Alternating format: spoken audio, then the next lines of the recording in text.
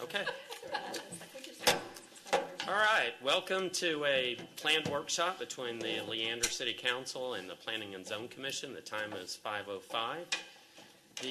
This is a joint workshop to talk about the Riparian Corridor ordinance. So I know that you guys had requested it. So Mr. Anderson, Commissioner Anderson, if you want to. Introductions?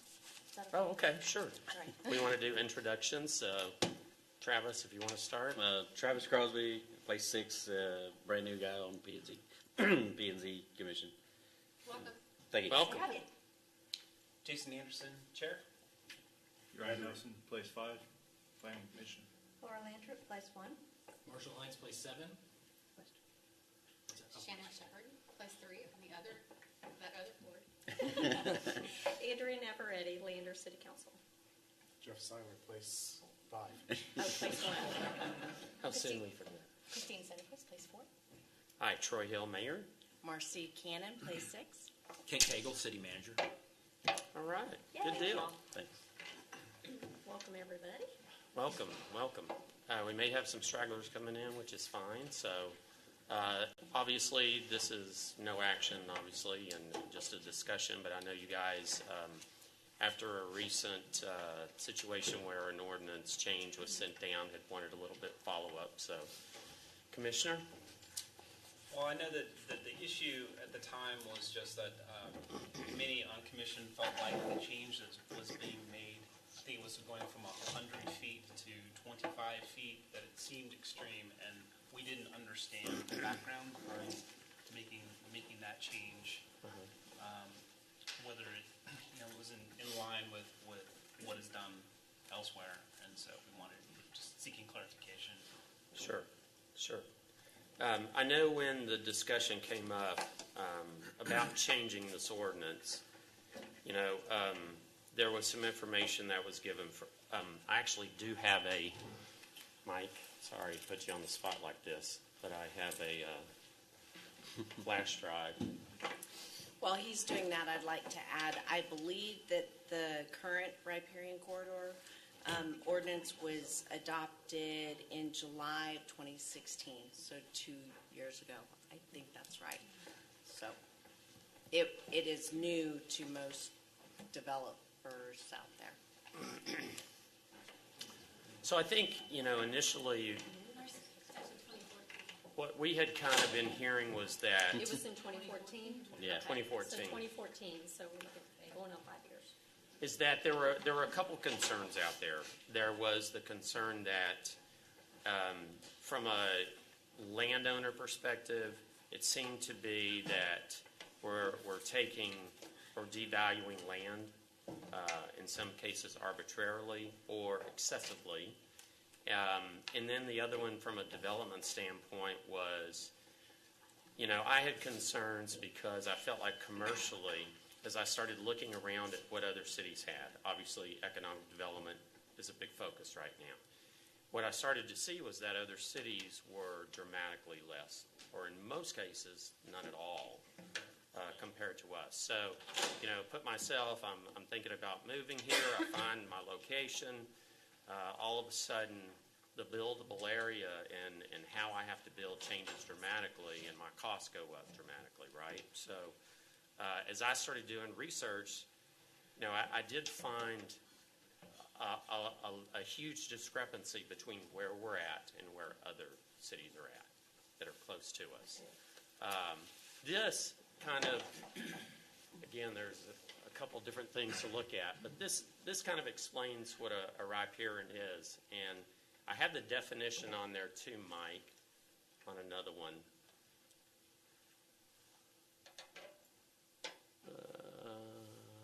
Let's see. How about riparian? Well, not that one. We don't want to know what that is. Be careful. Oh, come on now. Come on. This is a G-rated. Yeah, we don't watch your home photos.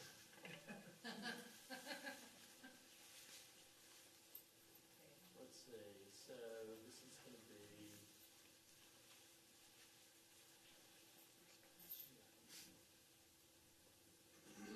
Try this one right here, Mike. The picture up the top left-hand corner. it's kind of a good picture of what a riparian is, which is the actual banks in between the land, I have a definition, and it is the area in between what's considered other lands and the stream itself, which means it's the banks of a stream. So that kind of defines where it is. So when you start thinking about going 100 feet on each direction, you realize that you've exceeded really what the true riparian is. I actually got to talk to a gentleman that could not be here who has a degree in biology or something, and what he told me was that the riparian, the 25-year floodplain, will encompass 98% of the riparians. So I think maybe we kind of fixed a problem that didn't exist. Okay, so we kind of exceeded what everybody else did, whereas most people just adopt the FEMA regulations as far as no building within floodplains. We kind of went way beyond it. So Mike, can you back up a little bit? Mayor, where's that source from? That was the 6? I just started looking through all the things I just pulled up on the internet. So If I I'm sorry. If I could add in, so USGS, which is the standard mapping around the United States, their definition of riparian corridor is pertaining to or situated on the bank of a natural body of flowing water. And it's a concept of water law under which authorization to use water in a stream is based on ownership of the land adjacent to the stream. That's USGS. USDA, which again is an industry standard, it states that riparian areas are lands that occur along water courses and water bodies. Typical examples include floodplains and stream banks. Our definition says it means any defined stream channel, including the area up to the ordinary high water or bankful flow line, as well as riparian streamside vegetation and contiguous uplands, adjacent uplands. The difference being our definition of the riparian corridor does not align with industry standards, which most engineers, civil, geological engineers use. And so some of these stream channels, and I've seen it in certain lots, are actually runoff created from neighboring development. So a 800 house development goes in, everything runs downhill. Not always everything is captured in the retention pond, so it goes across the road, which then creates a runoff through someone's property, which when they go to develop that, they have to engineer for that, versus us saying, okay, we're going to take 200 feet around a typically dry bed, and you can't use it, and you can't get any parkland dedication. So there was one recently that was 65 acres, and over 6 acres was taken, and it really is just a runoff of the neighboring areas. But doesn't the runoff run through existing channels that are there? I mean, we sometimes channelize things, though we don't do that anymore, is my understanding. But it would be via a creek system that was already there. Is that No. correct? So we have some in the city where it's fully man-made. It was otherwise had no waterway through it. Correct. Oh, okay. Where have we got those? There's several locations that I can name. Mike, if Yeah. you take a look at this one right Mr. here. Giddens over there has some. During our review, we don't qualify those as riparian corridors, so we don't require a setback from a man-made. No, we've only done naturally occurring creeks, and generally we don't allow someone to dump onto the downstream. I know. without a- I know, but a lot of Our natural waterway. So a lot of roadway construction along Ronald Reagan Boulevard, for example, when that was put in, and yes, they were supposed to have done all of the proper runoff, but a lot of land along Ronald Reagan just got these overflow runoffs. And it's been going on now for so many years that it may look like it has a bank and a stream, but it is not a stream. It only happens, like this last weekend when it rains. And so you're saying that you guys investigate those. So far on a case-by-case She goes out there and basis, looks we've at gone them. and looked at them Yeah. Okay. before making a requirement. That has been our process. And so if it doesn't have water in it, what's your Yeah, it has got determination? fine bed and bank. That's been because that's the Yeah. definition of a creek. So let's look at this again. Let's look at this right here. You can, what the pictures I hope will show you is we're definitely talking about the banks, right? We're not talking about once you arrive. Mike, can you scroll again to the next one? This one right here. Again, you see the riparian zone compared to what's called uplands. And you definitely can see that it's the banks around the stream, right? Right. So, Mike, again, Yeah. and then up at the top. And I think this is going to kind of back up what I was told about the 25-year floodplain. The floodplain covering most of the riparians. And I think if you see that, that's exactly what you see. I think Wayne was about to say Yes. something. I'd like to hear what he had to say. Talking about hydraulics and presence of water and not presence, just as an aside, not gonna brag on the Corps of Engineers or how they define wetlands. You only have to have hydraulics 2 weeks every other 2 years to be defined as a wetland.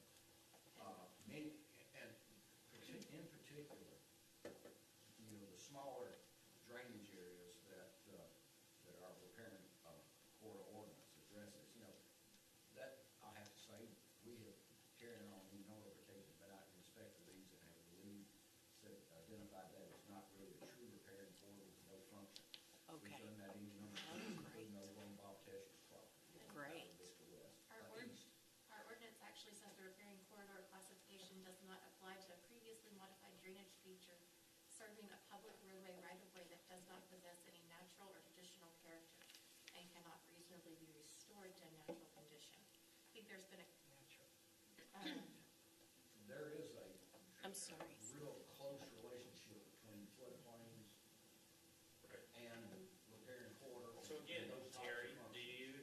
do you agree with the assertion that the floodplains encompass 98% of riparian? I think it depends on what you're defining as your floodplain. Uh-huh.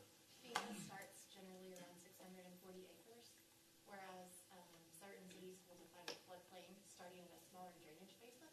Round Rock Georgetown and the Cedar Park both use 64 acres as the floor for the drainage area. I believe we have 5, which of course our ordinance was just taken directly from the LCRA's ordinance. And Well, think I have a that question about those that. other Mike, ones- if you put that next one up. So I know in the packet, it talks about Georgetown. I actually have an article from the Community Impact talking about why Georgetown has that one. It's city's policies up there, Mike. Okay, so just looking on everybody's website. Austin's is 25 foot each direction from the center of town. Georgetown's is included in our packet. From what I understand, Georgetown passed theirs as a compromise not to get a salamander put on the protected species. Yes. Is that correct? Yes. I don't know. Okay. I will say in some cases, cities may not have a riparian corridor, but they have a floodplain ordinance. Right. That limits development in the Absolutely. floodplain in a similar manner to what we've done with As riparian. we should. And don't we have the same ordinance regarding you can't develop in the floodplain? You can develop in the floodplain in the Leander. What can you, parking, Ma'am, what can you develop in the floodplain? Parking? you could build a 100-story high-rise in the floodplain if you want to, as long as you do not adversely impact the water surface elevation above. But what are the FEMA guidelines for developing a And TCEQ. floodplain? You have to show that It you're. has to do with raising the base flood elevation to Right. 100-year flood elevation. And I have. Which are changing, by the way. Well, if you do change it, if you increase it, actually the ordinance allows you to do it, increase it up to a foot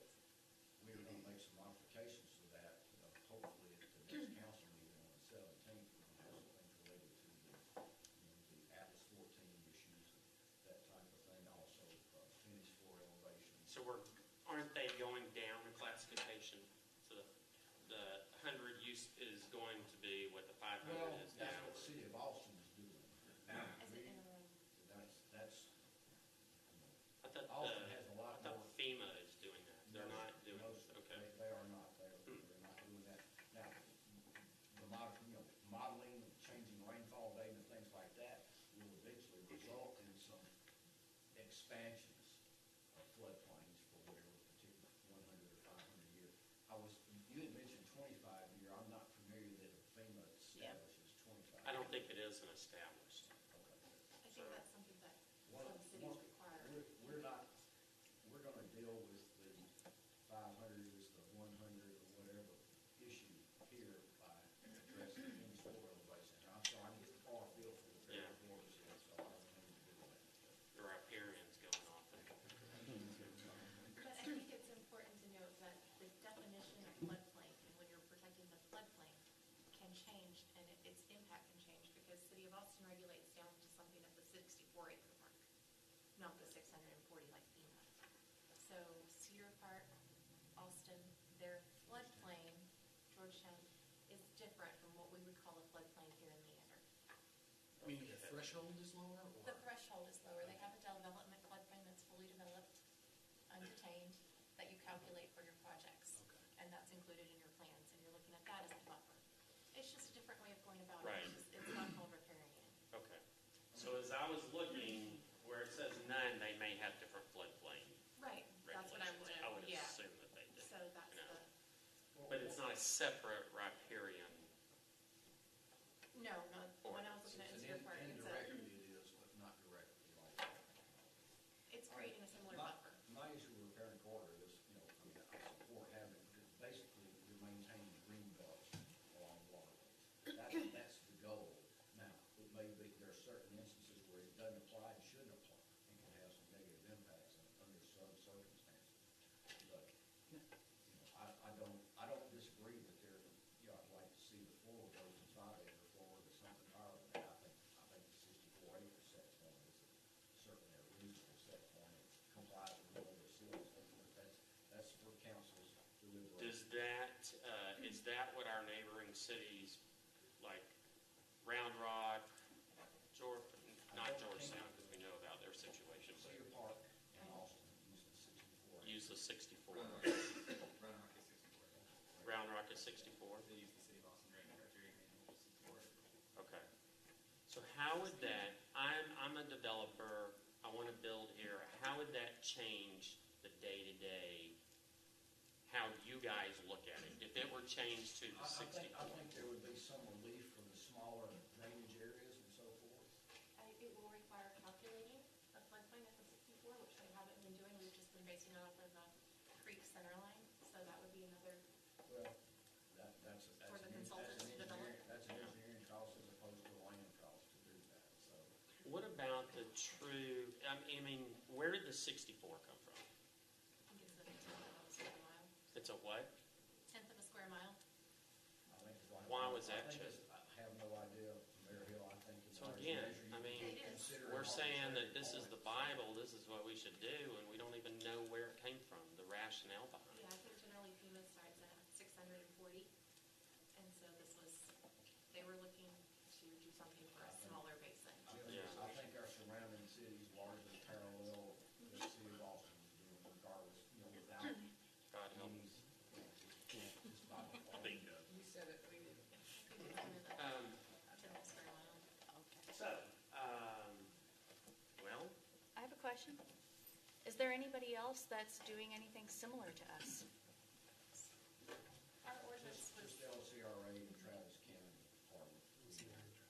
This, the ordinance requirements that were put in this ordinance came directly from the LCRA Highland ordinance that has that provision. So is ours identical to what LCRA has? In other words, whatever modifications we make, that council makes to the riparian corridor ordinance will apply only to Williamson County, because everything in Travis County is subject to LCRA.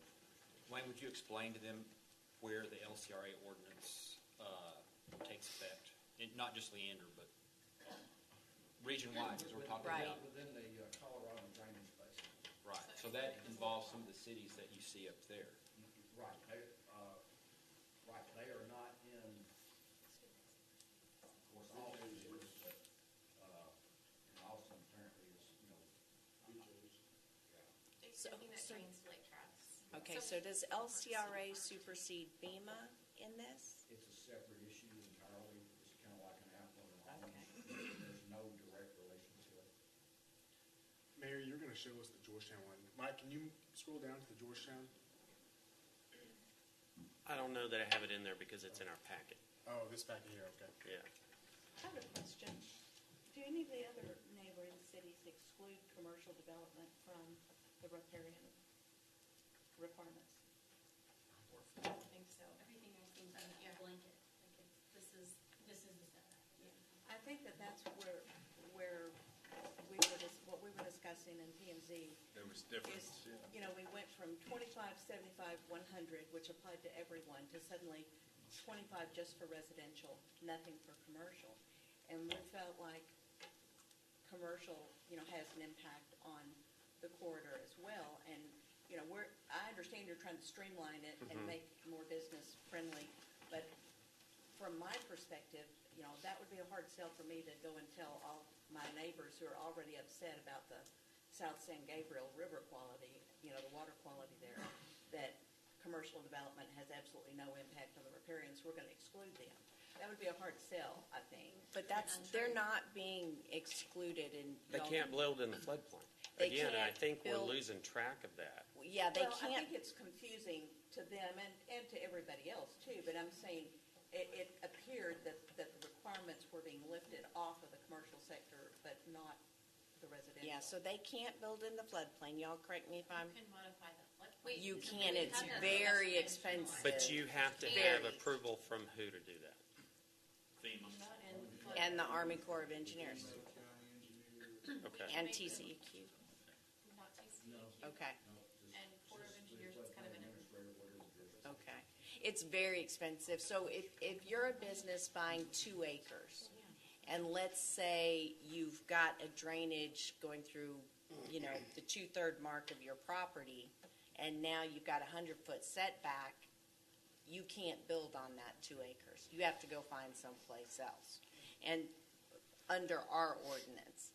But also currently under our ordinance, correct me if I'm wrong, if it's in the floodplain, they couldn't have done it anyway unless they built up and channelized, and that's very expensive. And they also have to have water retention, detention, which helps with our aquifers, correct? Yeah, I think that, Hold on. As far, as we mentioned a little earlier, you can develop in the floodplain. In many cases, we have 100-year floodplains, which are the jurisdictional floodplain that requires you to have flood insurance. If you have a mortgage, that's one of the primary purposes of farms. Yeah. Farms are called flood insurance rate maps. That's the maps that we all see that identify floodplains. But you can develop in a floodplain. Many times, the 100-year flood causes a backwater effect. It's not subject to flows, things of that nature. And you can develop in that floodplain as long as your finished floor elevation is at or above the base flood elevation of the 100-year flood. On the 17th, we are going to present to you for your consideration requiring, our ordinance right now requires finished floor elevation to be at or above the 100-year flood elevation.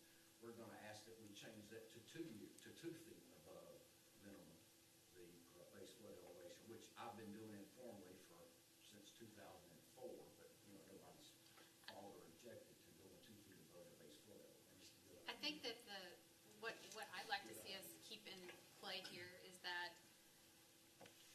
we have these standards to protect the end user and to protect the neighboring areas around that. I know that we need to be accommodating to developers to an extent, but we also need to make sure that we don't put at risk the end user. So if you, for an example, a subdivision goes in, they don't have to be that far back. It's a sellable location because there's, a creek view behind the house. That's great until it floods. And then we're looking like Onion Creek and the city's buying houses. Yeah. Well, but the floodplain in that situation would help protect the residents, I think not it's just the what we're riparian. calling it. We need to be clear on what we're defining, and we need to, I would defer to Terry, who's been out there, to make a determination on what the risk is. And she said, she's found some that didn't meet the definition when inspected in person, and I think that we need to not blanketly put something on a map on a flat screen and make decisions based on that, but we need to actually look at the terrain in question. It does seem like a pretty valid point though, that 100 feet off of the center line of a creek or any other waterway does appear somewhat arbitrary because it doesn't take into account the individual intricacies of that water system. And the floodplain is at least determined by someone to say, well, this is where the water's likely to go in this kind of a flood event. So it seems to have there's practical application associated with it. Now, I'm not sure that means that there shouldn't be some sort of setback outside of the floodplain, but 100 feet at least, although even the alternative 25 feet, it does seem kind of arbitrary because isn't every waterway different? I mean, well, the Some will topography get is different. bigger than. And sometimes it floods on one side of the creek and not on the other because there's a Up big to bank. 100. Yeah. right. That was the Right, verbiage. that's I true. think they got a lot of it. It said 25 feet from the center line. And like you said, it floods one side and not the other. Right.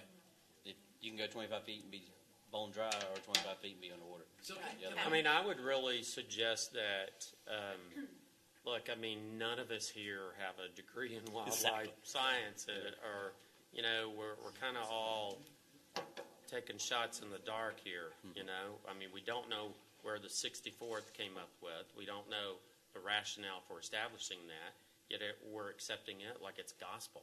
Why? Can we get somebody like Do we change the 100-year and 5-year floodplains? Well, I guess we are. So obviously things change based on the new reality is that places are flooding now that didn't flood before, or whatever, But, I'm sorry, one quick question.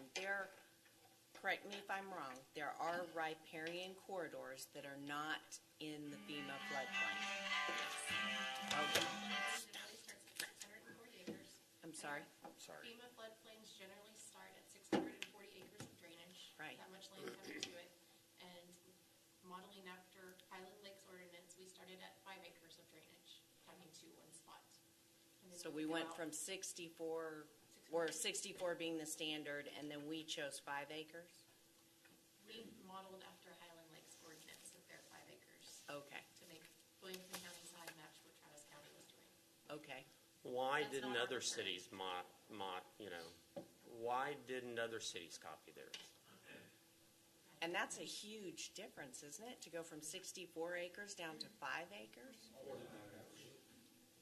I mean, that's what I. Okay, so Look, we I can mean- all agree on that, that's great. Look, we came into this because, look, I mean, there's no secret that, our focus right now is developing and bringing development here. And if we're at a competitive disadvantage, not just one, but most of the cities that surround us, we already are a competitive disadvantage by not having 4A, 4B, which we've got to work around and continue to have to do. So let's not add to it. The 25 and the 0 were actually, I talked to some other people in other cities, and they said, look, here's a compromise that you might suggest. Do 25 foot for residential, do 0 for commercial. So that way it's not going to inhibit your commercial development. That's where that came Who from. suggested that? Our friend. Who's our friend? Okay. I'm not going to drop any names, but Okay. it is a But- person from another city that I do respect. a lot. But keep So- in mind, commercial still has to do water retention, detention. So keep that in mind. That's not what we're talking about. Did they test? Well, what's the end goal for Riparian Corridor? Are we I'm trying sorry, to Tim. protect, green space? Are we trying to protect the stream itself, the banks? I Well, mean, we already what have is the parkland real dedication. goal of it? And Let's then, not forget that. because honestly, I can't say a person who's coming in to develop homes, well, we're going to make you abide by this corridor. But any commercial entity that comes in, I can't say, oh, go ahead, do whatever you want here. Well, Build within the they're- corridor. They That can't just do is not a whatever they fair want. thing. they can't do whatever they want. They have to have water detention, retention on every site. So it's not just a free-for-all for commercial, and most commercial is much smaller parcels. So for the landowner themselves who've Well, been, it depends the zone too, the zoning of the area. No. If it's all along that corridor and Water- it's all commercial. water retention, detention has nothing to do with the zone that it's in. It has to do with the water flow coming onto and then back off of that area. But so when you're talking about landowners who, have had 10 acres for 20 years and this is their retirement, and we arbitrarily set 200 feet off of a riparian corridor, now half of their land is unsellable. I think we need to keep our focus on, we're here and we represent, I think, the citizens and Leander in its entirety and the end product that we're going to get through this development and the residents that are already here. I mean, that's why we all moved here, because it was a pretty cool place.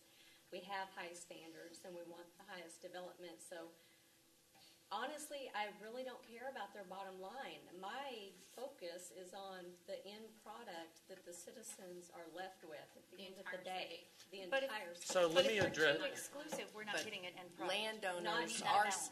but Commercial landowners are citizens, and so when you're arbitrarily taking up to 200 feet of land arbitrarily, that none of our other neighbors are, you have to exclude Georgetown because they fought for years on the salamander. But you're looking at their bottom line, you mentioned that they're going to retire, so they're going to be moving away. Not if they Our can't sell their focus- land. And that is not our issue. Our focus is to protect and build the best city possible for those that are actually going to be here for perpetuity and their grandchildren. Well, I would also take umbrage with that, because Right. let's just talk a little bit about the residential. What we've seen the last few years is that through things like tree ordinances, through riparians, through setbacks, through parkland dedication, we've seen development shrink, because there is such a land grab that is taken away from these guys that they've only got so many acres. It's not like if we take away 10 out of a 50-acre tract, that they get another 10 given them to them somewhere. And So they the don't end even get product credit. is, the end product ends up, and right by Pecan Creek was a perfect example of that. The riparians, the tree ordinances, we ended up denying that. You guys ended up denying that. And it's because it did not fit the neighborhoods around it. One of the reasons is because they're losing too much land. MI Homes absolutely said that was a big consideration. They were not able to build the product they wanted to build. They But are we said it here in the for P&Z. best I of was sitting MI right there. homes and their bottom line, or are we They're not here for talking the about- community? Well, none of the people next to it wanted it. That's why 50 people showed Right. up to protest it. Right. So are you concerned about the neighborhood next to where this tiny little development wants to go? Or are you concerned about the people that are already there? And that riparian corridor wasn't in the floodplain. And so I don't know how y'all viewed that or came up with that.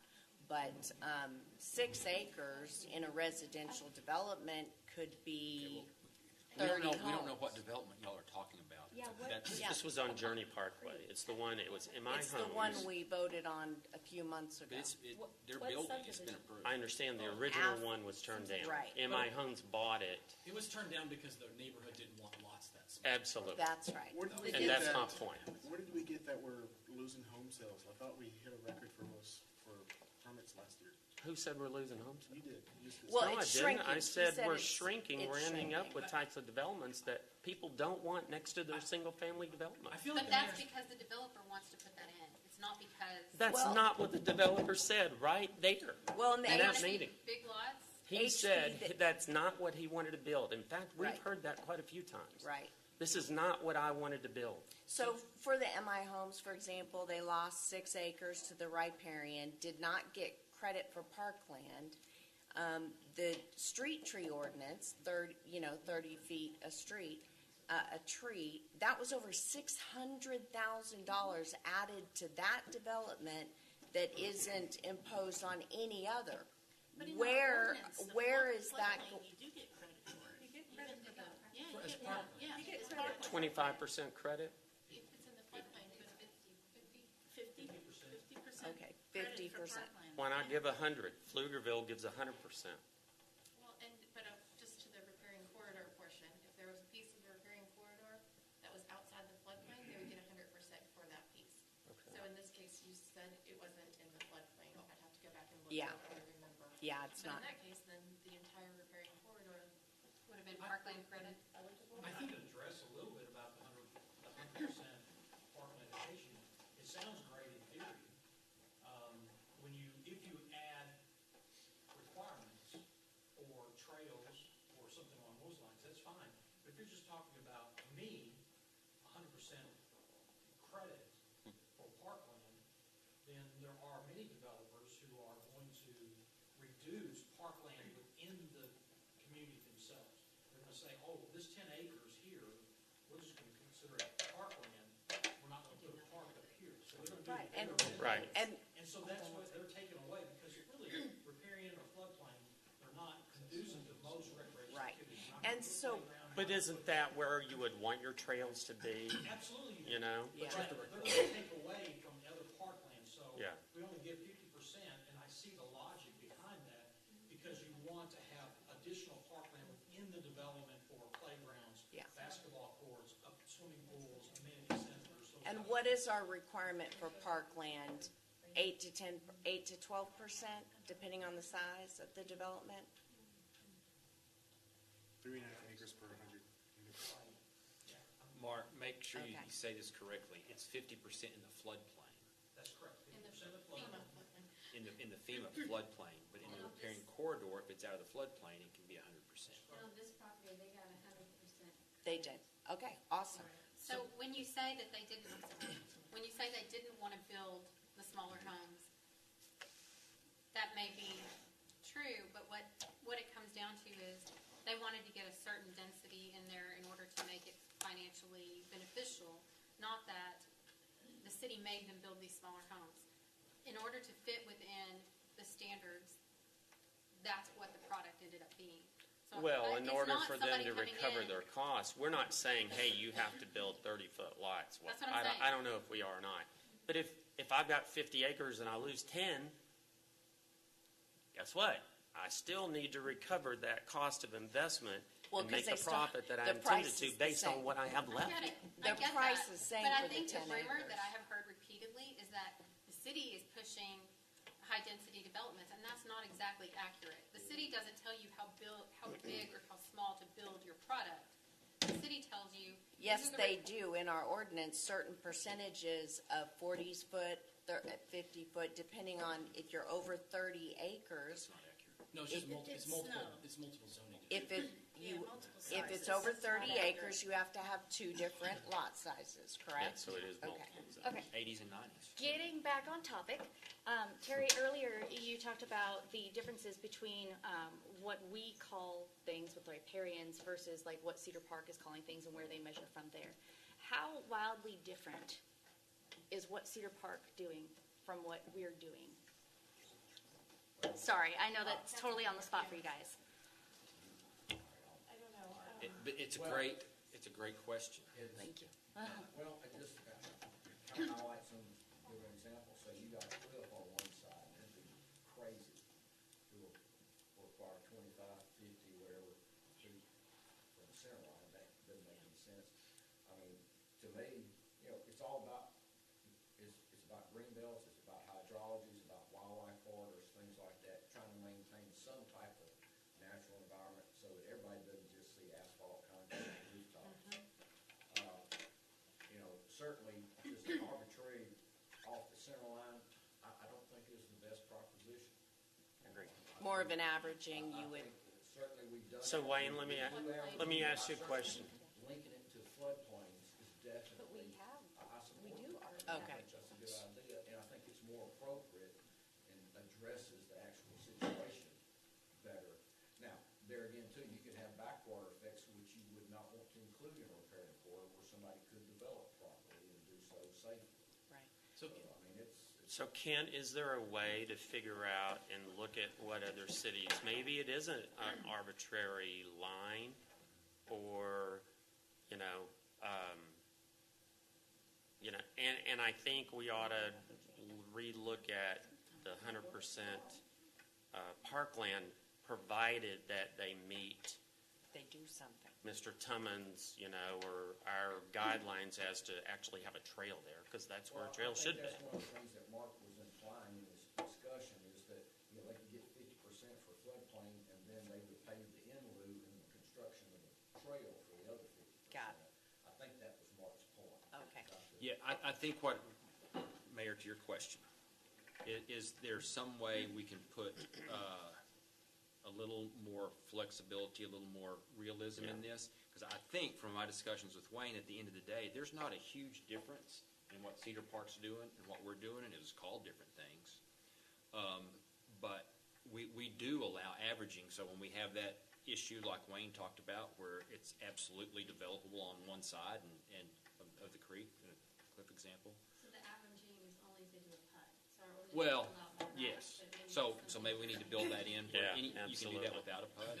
But the reason this happened is that there's not a lot of cities that are split between the Colorado and the Brazos drainage basins. So we had this one set of rules in the Colorado drainage basin, and so we just made it the same on both sides. And so while we can't do anything about it on the Travis, is essentially what it is, Travis side, maybe there's things we can do in the Williamson side to put more flexibility, and if that's the direction, to tighten it up some. Yeah. I do have somebody that came to speak, by the way, and I'm sorry that I Can we let kept. Mr. Commissioner Hunt Hunt speak? speak. He's been Oh, I'm trying sorry. to. He's been trying for about 5 speakers. I've just got a couple of quick things. I think that the mayor's point about whether, I think everyone would agree with the fact that we don't want to do something arbitrarily by pulling a number out of thin air. And we've all said we're not hydrologists. I think also, correct me if I'm wrong, but part of this is supposed to account for wildlife pass through and that sort of thing as well. So it's not. It's all a combined function. Okay. Right. So Water quality, wildlife corridor, green belt, and quality of life kind of stuff. Okay, so it encompasses a lot of things, none of which I assume any of us are super experts on it. So I don't know if it's within the city's purview to do it, but it would be great to get some expert information on it if we could bring somebody in to help us get some specificity on it. And in speaking specifically to the differences between ours, I think that the whole nomenclature issue that it's difficult to even understand what the difference are because it's all different language and they spell it out differently and it's in engineering or it's in planning or whatever. It might be, I don't know how difficult of an exercise it is, and I hate ever suggesting anything that loads staff up with extra work, but if we picked 1 or 2 or 3 lots in the city and apply Leander's ordinances to them, apply Austin's, apply Georgetown's, and really see what the differences is, maybe it's a big difference, maybe it's not, and if the language can be simplified, I'm all for that. I'd be all on board with that. I just wouldn't. I do think that doing things in sort of an arbitrary fashion because we're not willing to get the information we need to be specific. That is a Maybe we losing just change the proposition. language so developers don't get confused on what. That would be good too. Sure. Well, we can think of 2 or 3 good examples where we could do just that, apply to different ordinances. Yeah, There's that'd be I like that, yeah. that, yeah. I do have an engineer that wanted to speak, so.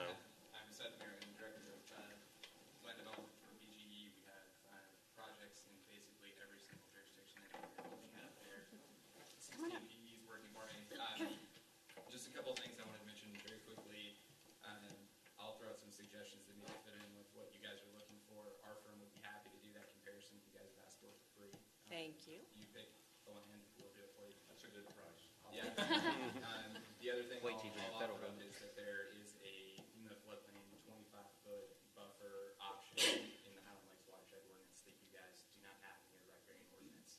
It's the basis for your ordinance, but there's a portion of it missing, which is FEMA floodplain plus 25 feet is allowed as an alternative.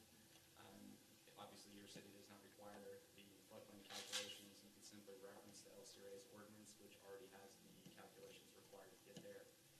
I guess the other thing that's kind of been bandied about is that the city of Austin has an east and west option. You guys may choose to break that into a Lake Travis watershed versus non-Lake Travis watersheds. Maybe start your buffers at 64 acres on things that aren't draining to Lake Travis. Maintain your buffers starting at 5 acres, where it's probably more appropriate on the sort of western and more steep topography areas of your city. But in general, I think you're moving in the right direction, which is provide a little more flexibility for staff. I mean, I think you guys have it pretty well nailed with the man-made buffers. City of Austin had that problem with critical water quality zone for a long time, and finally cleaned it up. So there's things that have been cleaned up, but I think you're moving in the right direction, which is to say you may want to split the city into two options, the way that the City of Austin has, where when land is very flat, it's just too easy to have 5 acres that pops up in the middle of a hayfield where it doesn't make any sense. But over in more sensitive environmental areas draining Lake Travis, it very well may make sense, and that's why the LCRA has that in the HLWO. They have an also extremely simplified version for basically Vernon and Lampasas areas, where they allow a buffer that's 25 feet from the floodplain categorically. So that's another option for you guys. But like I said, we're happy to do that map for you. If you would like to pick any random track, we'd be happy to do it and give you guys an example of what it looks like, maybe with your current ordinance, HLWO, and say City of Austin Eastern Watersheds. Mayor, can I ask this gentleman a clarifying question real quick? Sure. I just want to make sure I understood correctly, that we, and Mr. Cable perhaps, or Robin, somebody can clarify, but the riparian corridor that we've got now, the 100 feet off of the center line, we pulled that from LCRA, but LCRA has a fully optional thing where you just take the floodplain and tack 25 feet onto the outside of it, and that's an alternative anywhere in the basin? Correct. You have to study the floodplain because their floodplain goes, and as you were mentioning, it goes well over 640 acres. So you have to study the floodplain to do that option, but a lot of times it makes sense. And a floodplain study, yeah. Well, you guys should just require that so we can get some more work. But it's not always, just to clarify, it's not always 100 feet. Right, yeah, that's correct. But alternative to number off of the center line is the floodplain plus 25 Right, feet on floodplain each plus 25, correct. That's the the bizarre issues that sometimes come up with 100 foot from a creek center line. And that could result in something bigger, depending on the width. Yeah, so they have the option to do Yeah. And I'd still like us to look at the averaging outside of a PUD. I think that could be a flexible solution. Sure. See how smart he sounds just That would be because he easy knows to these change. That's actually what I was going to mention. So there's been all kind of LCRA, all the different agencies, FEMA, everything, done all these studies. And then why are We this do table? We think we know better, and we're going to We redo don't. it. Grab these maps and let the geniuses do it instead Just of to us. clarify, this discussion is only about Williamson County. We do not have the ability to change anything in Travis. Right. Travis County uses the LCRA rules entirely, is that what you're saying? No. Oh, They sorry, don't. Leander, Travis County. It's the Leander portion of Travis. That's what I meant, sorry. So maybe we could make our first step, just this modification, to make this averaging an option outside of a PUD. That's something we could do easily right away. Why But don't we that's still a wait till huge they do amount. the Analysis. Well, analysis? because I'm just saying, for Yeah, now, yeah, that yeah. would be a good interim move, so that it would maybe, That optional thing sounds cool too. yeah, but as a stopgap between now and somebody that's coming in trying to develop, until we get this study and this information and can Sure. make a more sweeping modification, I think that might grant some relief. We We're also appreciate waiting your for- offer. Absolutely. I'm sorry, I have one quick question. Do we need to wait until the Atlas 14 discussion is had? I don't think so. I mean, that's up to you, but I mean, I don't see the two as two separate issues. Okay, so we're still going to treat riparian separate from the floodplain? Well, unless you change the ordinance. Well, can I read something? I don't have any This option was, on that. Yeah. this was part of the packet that we got, and it's right at the beginning of the City of Leander Riparian Corridor standards, starting in the second paragraph. And this is what I'm talking about. This was kind of the goal of our riparian corridor, regardless of floodplain or anything else. Riparian corridors are suggested as unique opportunities for not only preservation and or conservation, but as opportunities for the best quality of development. In 30 years, when development covers the landscape, the waterways and riparian areas will be the most sought after and desirable places. It is important to realize a considerate approach to their uses. Goal 4.2 through 9 states enhance protective measures for areas of unique environmental quality, and that's kind of what's been happening is we've had some of our engineers going out and looking at those unique areas of environmental quality to see if it was man-made or it happened because of development or if it was an actual natural waterway. And that's the focus here for the Riparian Corridor. And I'd like that to remain kind of the goal with the flexibility of working with each area, because each area is so different, even throughout our city along the creeks and waterways. And I would just like to wrap up by saying my focus was the commercial development, because residential development, you can work it into the design of the land. My bigger concern was commercial development and trying to help in every way we can without the 4A, 4B to bring in jobs and sales tax, etc. So that was my concern. And Mayor, we need to go. It's been productive. Thank you, guys. I appreciate it. Thank you. We'll see you in 2 weeks. You're back again. We're adjourned at 5:55. Welcome, welcome, welcome. The time is 6:05. Welcome to the regular scheduled meeting of the Leander City Council. Today is Thursday, January 3rd. Again, it is 6:05. First of all, I'd like to confirm that we do have a quorum. If you'd take roll, please.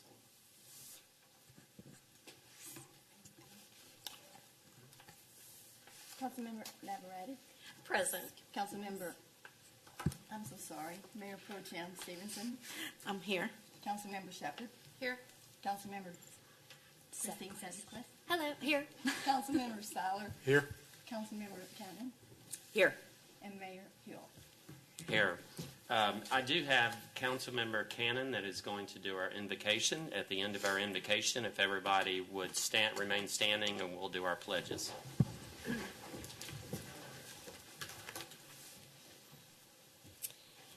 Dear Lord Jesus, I want to just thank you for such wonderful holidays and keeping everyone safe.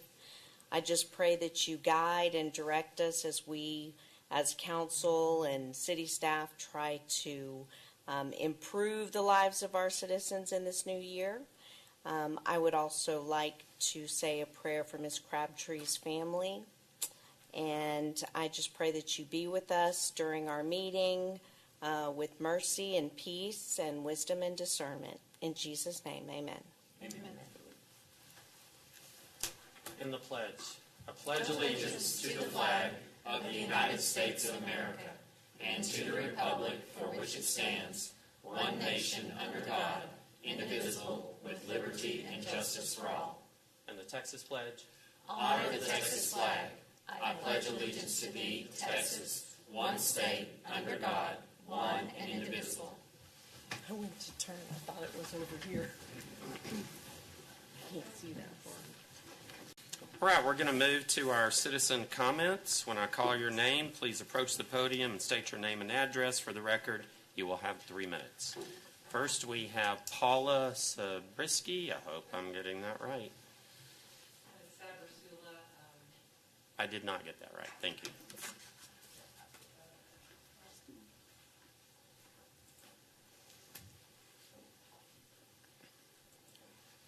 Hello, Paula Sabrasula. I'm here on behalf of the Ordinance for Riparian Rights. And I just want to speak to all of the committee members here and consider the individual rights that each property owner has. I also want us to consider that they have the right to the fruits of their labor. And for what they have endeavored to embark upon to develop any piece of land, I don't think that that should be taken from them. I think that should be considered for what they have also come to have of their own. So in considering what you're doing, I want you to always think of the individual property owner's rights and the individual. And that is something that they should keep, in my opinion. Thank you. Thank you. Next, we have Jerry C. Hi, Jerry C., 129 Clear Spring in Georgetown. I'm a commercial realtor here in the area. A month or so ago, the city passed the ordinance and made a change on the access management rule. And what you did, and you took great extent in that ordinance when you changed it to read, since TxDOT is the authority on this research, let's go with their definition. And of course, we know TxDOT spend a lot of money to get the results and understand what is the safe way of doing that type of ordinance. Likewise, when you look at the USGS definition of riparian right and what the federal government's definition of the riparian areas are, why does the city of Leander want to do something other than that definition? Because they've spent billions of dollars on figuring out what the right definition is. So maybe you should go with that, just like you did with the TxDOT thing last month on that ordinance. So considering that, the most important thing, and I'm going to try and be really nice about this, but I don't think that all city officials, when they get elected to a position, understand what our basic tenets of our constitutional law are in this country. All of you took an oath of office when you got in here, and I happen to have a copy of it from the Secretary of State's office. In the name and by the authority of the state of Texas, I, your name, do solemnly swear that I will faithfully execute the duties of the office of Leander City Council of the state of Texas, and with the best of my ability preserve, protect, and defend the Constitution and laws of the United States and of this state, so help me God. Now, if you're giving lip service to that when you do that, anytime you have a taking of people's property by creating a 100-foot buffer, you're depriving people of the use of their lands. And just for a little bit of history's sake, let me give you a little quote. If you know who Thomas Locke or Frederick Bastiat is, nobody can transfer to another more power he has to himself, and nobody has absolute arbitrary power over himself or any other to destroy the life or take away the life or property of another. John Locke, our founding of this country was based on the principles of life, liberty, and property. You cannot take property from people without justly compensating them for it. And furthermore, if you do, the legal bills for the city of Leander will escalate, as they did in previous administrations and previous councils, where this city has been sued numerous times over illegal takings. Thanks. Thank you, sir. Would anybody else like to speak on an item that is not on the agenda?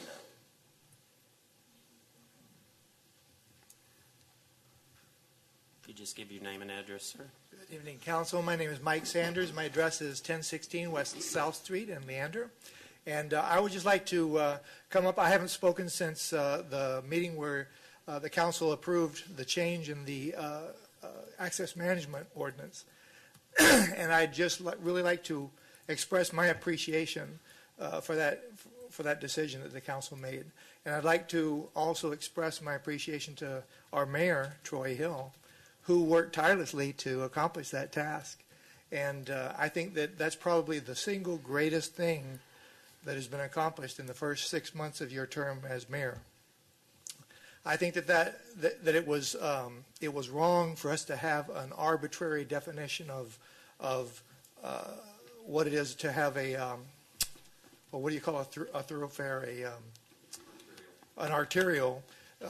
We hadn't defined what an arterial was, and so it could have been a road that was 40 miles per hour or 60 miles per hour, and it just didn't make sense to tell people that if they're on a street, if they have frontage on a road that goes 40 miles an hour, that for 600 feet they couldn't have an entrance into their property, and made it impossible for people that only had 300 foot of frontage on that road to even develop their land, to have an entrance to the road. So I'm glad that our mayor brought all those developers, a couple dozen different developers in to speak to the council. And at first, I know some of the council members were resistant to this, but after listening to all those developers come in and express themselves, you were willing to change your minds, and it was a unanimous decision. And I think that speaks to all of you, that you were willing to recognize that maybe you weren't right in the beginning, and you were willing to listen to all those developers. And I think that the diligence of our mayor is something to be commended, and that's what I want to do, is come up and commend you and thank you for your diligence and for all your hard work. Thank you. Thank you, sir. I thought it was my dad jokes, but that's. Would anybody else like to speak to an item that is not on the agenda? All right. So at this time, we're going to move to our recognitions, proclamations, and visitors. We're going to recognize Keri Byer for her work in the community. This is sponsored by Councilmember Shepard. Thank you. Keri, do you want to come up?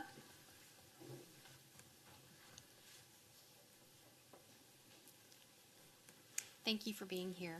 Thank you. This is a proclamation in recognition of endless commitment and service. Mayor Troy Hill and the Leander City Council take pleasure in recognizing Keri Byer, founder of the Fairy Godmother Foundation, for her many years of dedication in providing an affordable option to women in need of dresses and accessories to attend a formal occasion.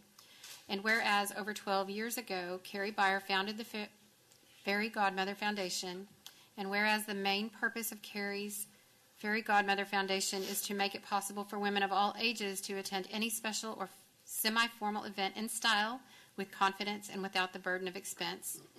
And whereas Keri created the Fairy Godmother Foundation when a friend told Keri that she could not afford to buy a dress for her daughter for prom, and an ad was posted on a community website by Keri. And whereas, a result of the ad, an overwhelming response of people wishing to donate their formal dresses and accessories to help make this girl's dream a reality. Pardon me. And whereas word of mouth spread and girls from the local high schools began calling for dresses, Keri has helped thousands of Central Texas women of all ages look and feel beautiful for their special night. And whereas Keri's Fairy Godmother Foundation is a nonprofit organization that seeks to identify girls and women in Austin and surrounding areas who, despite many hardships, would like to attend a formal event but may not have the financial resources to do so. And Keri's Fairy Godmother Foundation prides itself in helping build self-esteem and making young ladies' dreams come true, as well as enriching lives through its mentoring program and community partnerships throughout Central Texas. Now, therefore, the Honorable Mayor and City Council of Leander are delighted in recognizing Keri Byer for her exemplary contribution and her caring and compassion for others.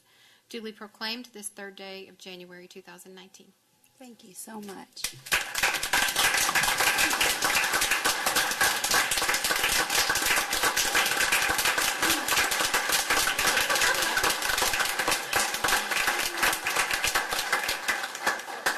I would just like to add that I know many, many teenage girls who you have blessed through your service, and it's been life-changing for them. So I wanted to thank you. Thank you. It's been an amazing ride. I've got to watch a lot of young ladies grow up and get married and have babies and families, and it makes me feel really old, but it's been awesome. Thank you. It's been awesome.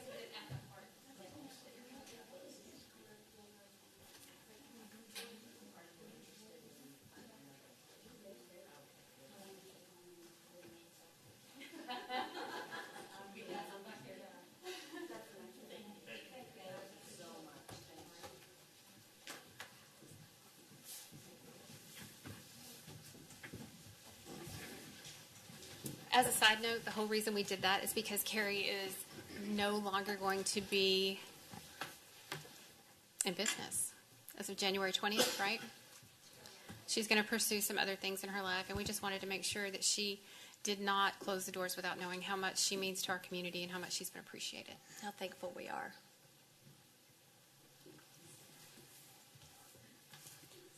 Awesome example for all of us. Thank you very much. All right, we're going to move to staff reports. Mr. Cagle? Yes, sir, Mr. Mayor. So once again, we've got a busy chart up here, but you look at every month of the year, and we've got 5 years worth of data, and we've got a calendar year here. So we look at the whole year, and on every single-family permit issued within the city limits, we're down a little bit from last year, about 5.3%. If you add in the permits that we issued in the ETJ, we're 0.8% below where we were last year. And you can expect that next year those ETJ numbers are going to go up significantly. We've got some large developments in the ETJ, they're going to be pulling a lot of permits. So once again, this was a great year, and it accounted for probably somewhere in the neighborhood of 10% of all the single-family permits in Central Texas occurred in Leander. Just to look at some of the numbers, when you look at all the permits this year, it's about $600 million in new value added to the tax roll. So that would, you just add that alone for the upcoming budget, and that puts us over $6 billion in value. And of course, that doesn't include multifamily, commercial, or of course, the thing that everybody's concerned about is the valuation increase on every piece of property. Just this alone, single-family permits alone, is 11% increase in the tax base. Of course, we know that that also brings lots of people that are on the roads, and we need more roads, more signalized intersections. So clearly, all of that's not net revenue. But we know that on the single-family side, that's somewhere around $600 million in new tax base.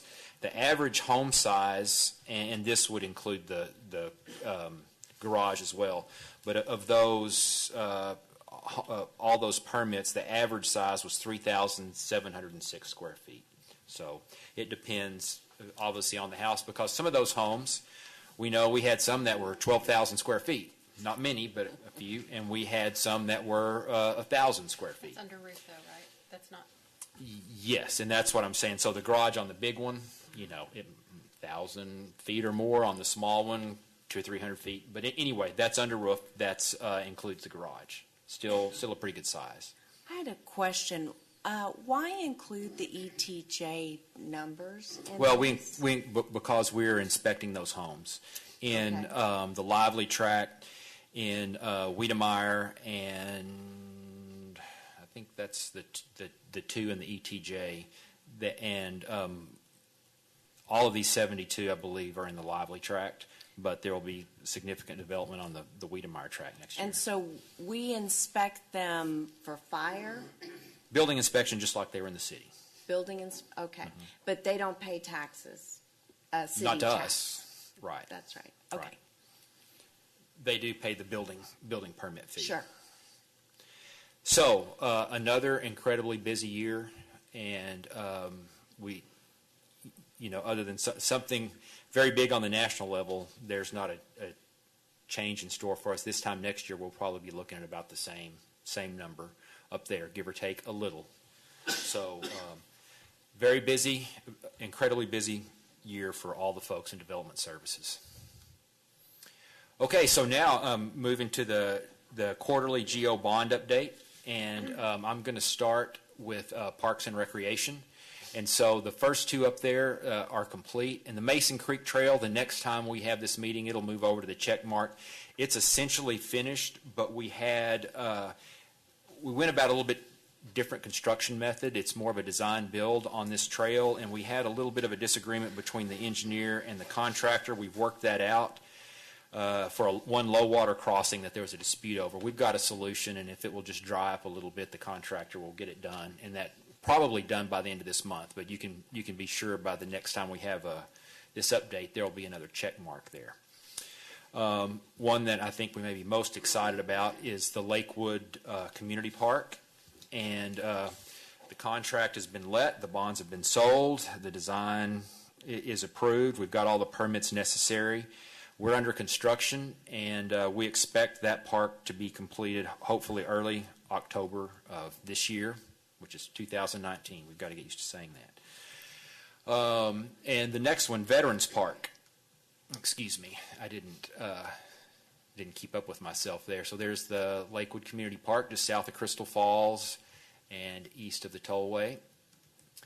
And then Veterans Park. We've built this park in phases, and we're now on phase 3. We've issued the debt for that. All the design work has been completed.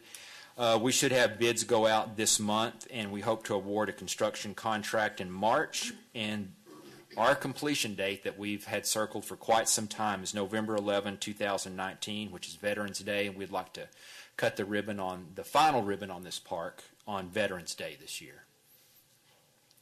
Then the Senior Center, as you know, we'll be talking about this project. We had a report earlier on it. We've got some issues with cost overruns on the size of the building and how we deal with that. But we're ready to bid this out, and once we come up with a solution with you, we should be ready to start construction this summer.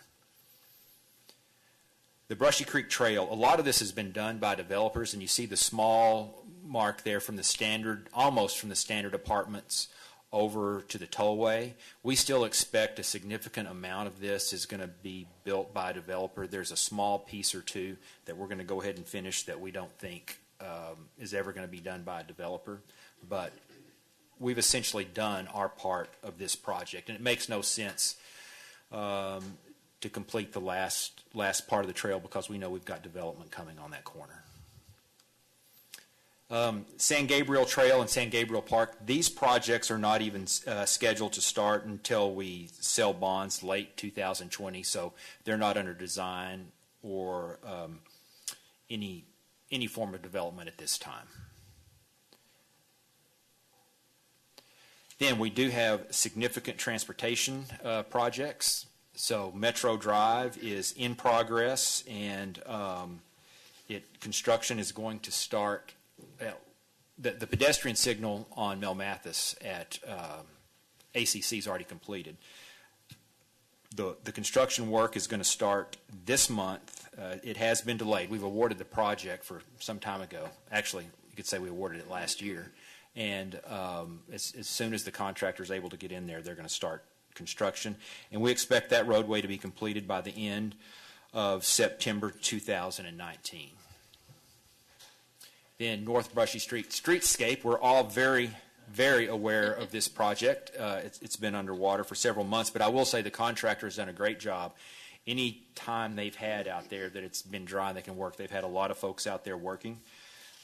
We expect this project is going to finish up very quickly. It should be finished, be driving on it by the time we issue this next report. The problem is we're getting into the winter. We're getting ready to pour asphalt. We've got to let it dry out, and then you need the temperature to be 50 degrees and rising before we lay asphalt. But there's still a number of other pieces to be finished. Just to let you know, the sidewalk and the accent brick, as you can see, are substantially complete.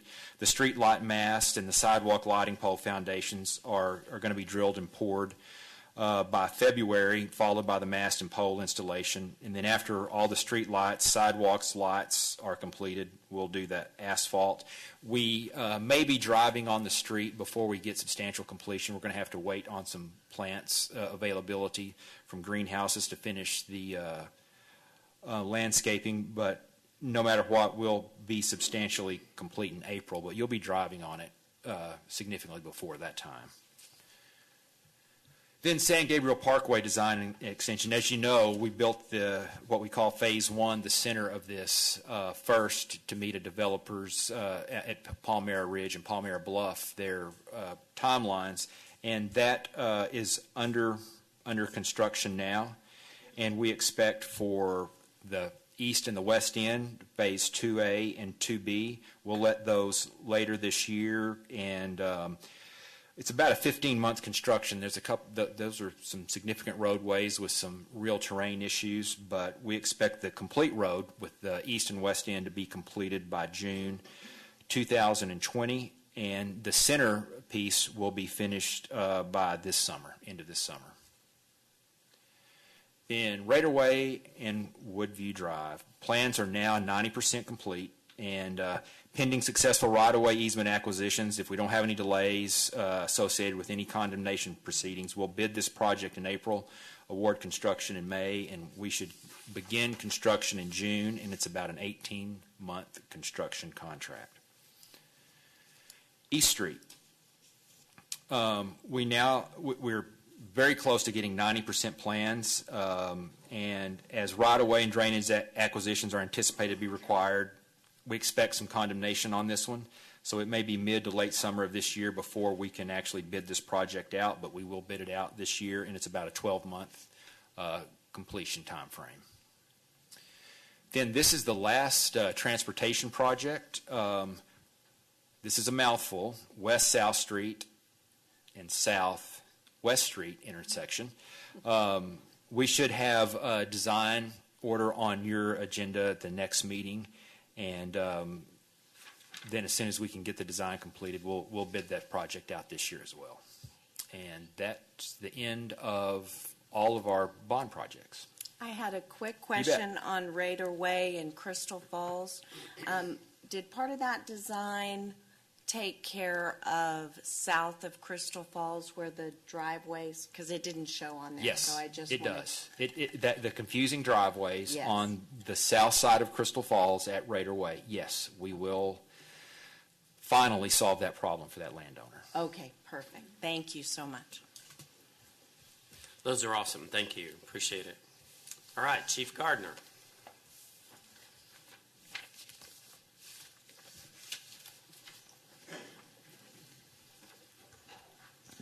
Good evening. We'll let Mike pull this up real quick.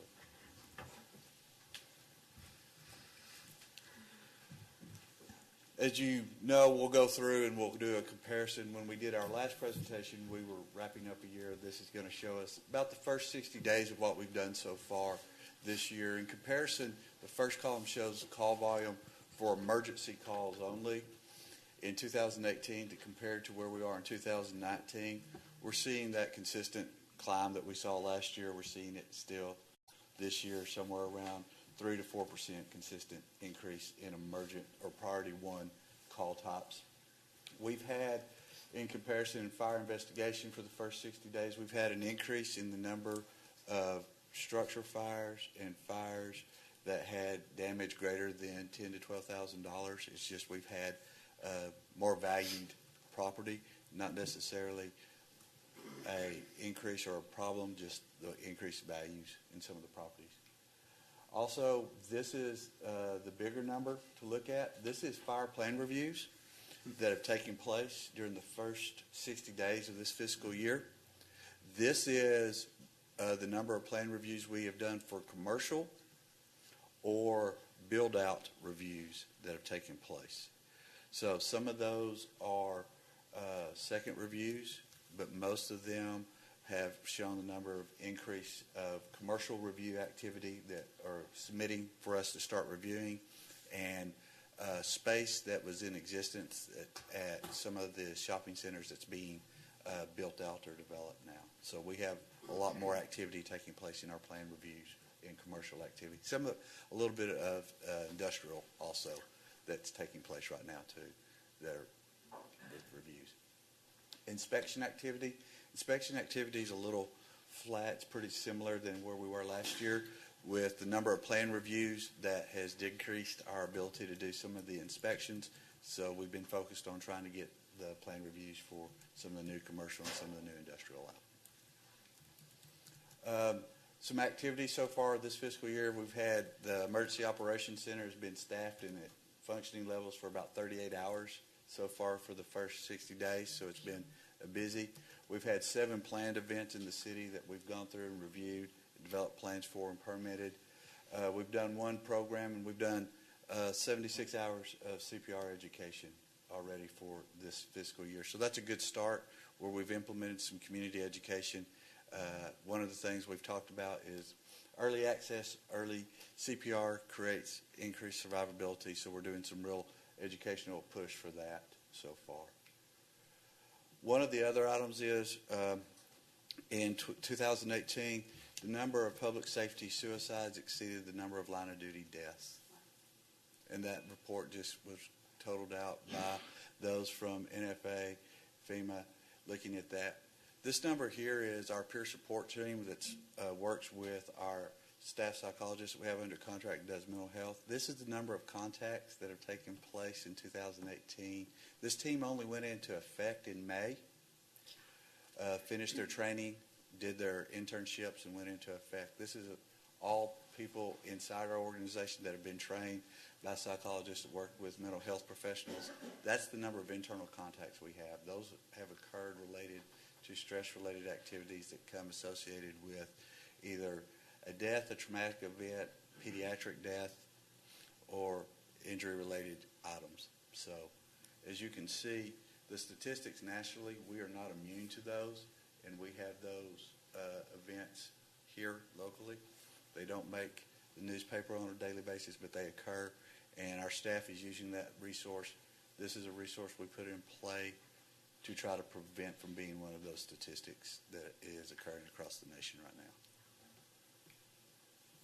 As you are aware, we're trying to get ready to open a new station. We're having a hiring process. I wanted us to look at, we made changes to our hiring process. We made changes to our benefits. We made changes to our pay.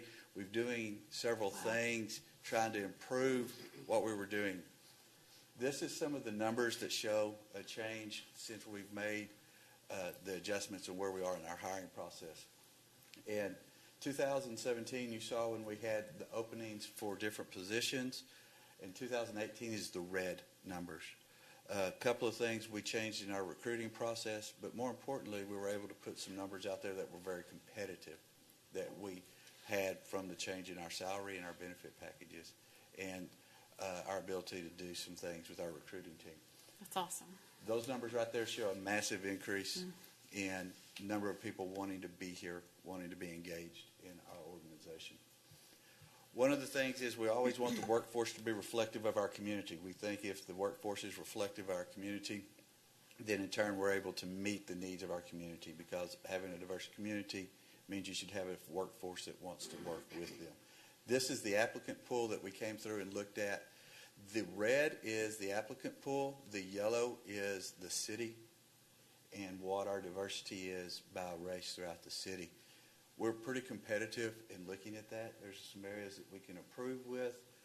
One of the things, though, we know that's a proven study is there needs to be an increase in education in certain minority groups to understand what we do as a profession and have that desire to come in and join the profession. So that's where we compare to the city. One of the other things that we were also able to do is compare to where we were getting applicants from. Before, we were not always as competitive as other places. This year, as you see, that we had some of our internal candidates for our promotional process. We had our volunteers that always come and participate in our processes to become career positions. We had other public safety, such as EMS providers, applying and wanting to come and be part of our team. Then we have those that are entering the profession out of fire academies. 57% of our applicants this year came from other agencies. And that's including agencies that immediately join us and not just to the north. That speaks volumes. It does. How does that compare to the year before? Do you know? Year before, we almost had no experienced applicants come to us. That's awesome. We had about 48% were fire academy applicants. That's not bad. It's always nice to have that.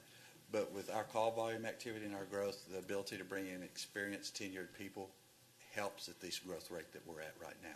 They want to be here.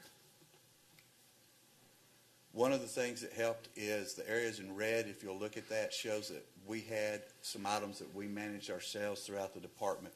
One of the best things to help bring somebody on board is somebody that's already here saying positive things about the organization.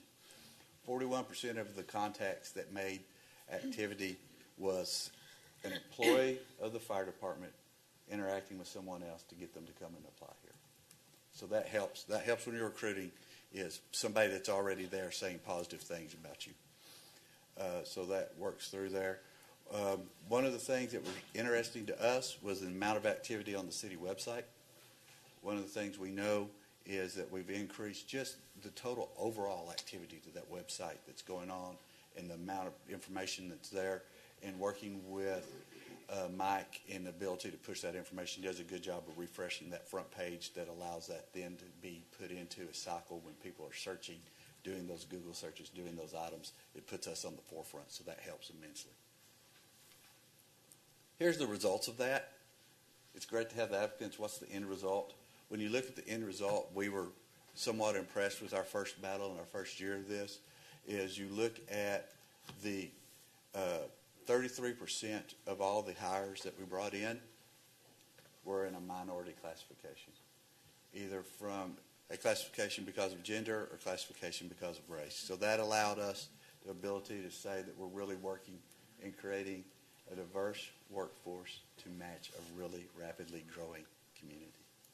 So that was a benefit for us.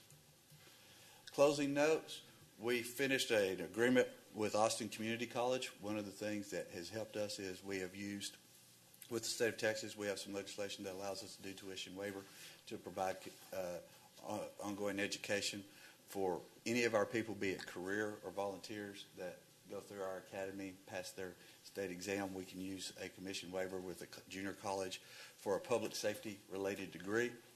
We also now work through an agreement that we entered into with ACC through the continuing education program, especially now that they have a campus facility here that will do free course development for our members that have officer development or want to do ongoing projects. Those certificates are required for promotional process and advancement, and it gives the firefighters an opportunity to use a local community college to do those items. Those are usually cost somewhere anywhere from $300 to $1,000 per course. By working through this agreement, we will not pay anything except for a testing fee of $75, and the firefighters can go and take those courses every semester. Is that, I'm sorry, is that also for newly high school graduates, or it's for any person that's part of our organization that has a commission. So our volunteers, when they come in, when they finish our academy, they get that. Our career staff is available to do that, any rank. So it's any of our people through that program. So it's an agreement that's strictly with Leander Fire. It's not an agreement that ACC just openly made. We had to negotiate some things and work through some items. Thank you. Fire station number 1, grand opening is January the 19th. That station is open, functioning. They're running calls out of there today. But we're going to do the grand opening the 19th. We're going to start at 10 a.m. Y'all will have your formal invitations in the mail, but that'll be coming also. Also, our Community Emergency Response Team program, our CERT program, which allows neighbors to help neighbors. It's a program designed for people that want to be involved but not necessarily want to go running into a burning building. But they can go out. It teaches you how to help yourself, help your neighbors during a time of a major disaster, major event. Also, this program is going to work in our planned events when we have community-based events to help provide support during those programs. On that kicks off and starts, January the 15th at 6:30 p.m. That's a 6-week program. If you're interested in that, Ashley's email is up there. She is doing a fantastic job working through with that program and getting that scheduled. Email her. She can provide you all of that. Also, it's on the top part of our social media on Facebook. If you want to look at that, it talks about those things. So that class is open still if people want to do that. Is there a minimum age? There is a minimum age, and I believe it is 17. Okay. And that's for insurance purposes only. Thank you. Fire station number 5 bid will be opened back in February, so we'll know where that is in that project, so we can start that construction. We're doing that as a little different project this time, so that'll be, once the bid's open, it's designed, it's all gone out, they'll start construction, and that'll be done for the Treviso station. The tiller and the new engine will be delivered in March, and we'll start that. The tiller, once it arrives, we'll have about 4 months of training with staff before we go out and start using it to go on responses, making sure that we can turn the opposite way by habit from the back of that truck on that. The new employees start the 21st, their academy. They should be done and be prepared and ready to go to work by the time Fire Station 5 is open. Actually, those should be ready before 5 is open, and we're going to have, during that time, we'll have 2 units running, meeting our call volumes out of Station 1 is what it looks like they'll be housed at right now. And I'm open to answer any questions that you may have about anything. I apologize for not waiting till the end. I just saw it down there. Oh, no, that's fine. I know. That is fine. So any questions, I will be more than happy to answer. I'd just like to commend you for consistently improving the numbers and community involvement in teaching and educating and the peer counseling. Those things are great, and I'm just really proud of what you've done with our department. And thank you. I don't know if it's very public knowledge or not, but I hate to see you go. You're going to be such a tremendous loss for us, and I just want you to know that I appreciate you both as our chief, as a friend, as a mentor, and wish you nothing but wild success. Thank you. So we'll go ahead and put it out there and lay it out there. I asked first. I know. It's gone to social media. When it goes to social media, Councilmember, it's game anywhere. It's out so there. Those that don't know, February 15th will be my last day here with the city of Leander. I'm going to retire, take the money I've been donating to TMRS for a few years.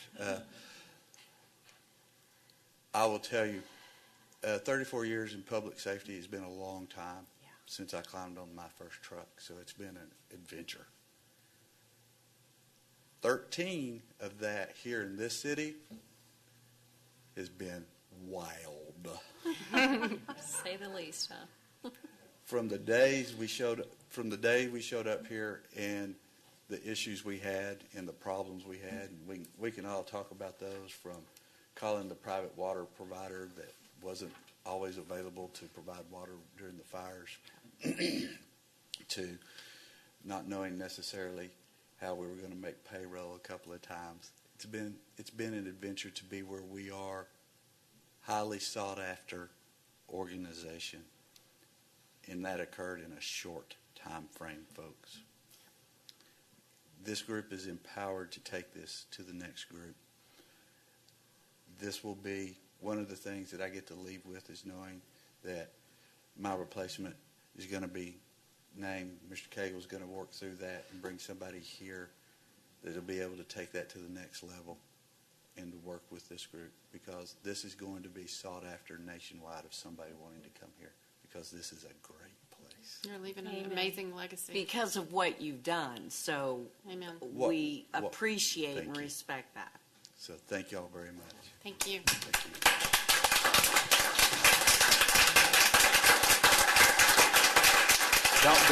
Don't leave. Rarely can you get things down to a number, but would you just share with us what our ISO rating was when you first came to the city and what it is now? Yes, sir. The ISO rating we had was a 6.9. What that means, if you lived within the city, within the area close to Central Fire Station, they would give you a 6. If you live greater than 4 or 5 miles away from that, they gave you a 9 if they insured you at all. We are now at 2. When Treviso comes online, we will be ready for a review. We will go to a 1. We have put all the items in place as we do the transition for a 1, that then the organization, if they so desire, who the new administrator will be able to take the organization, because of what is in place, and make it a accredited, recognized national department. Which translates to more money in your pocket when you have... What that translates to is our homeowners are served well.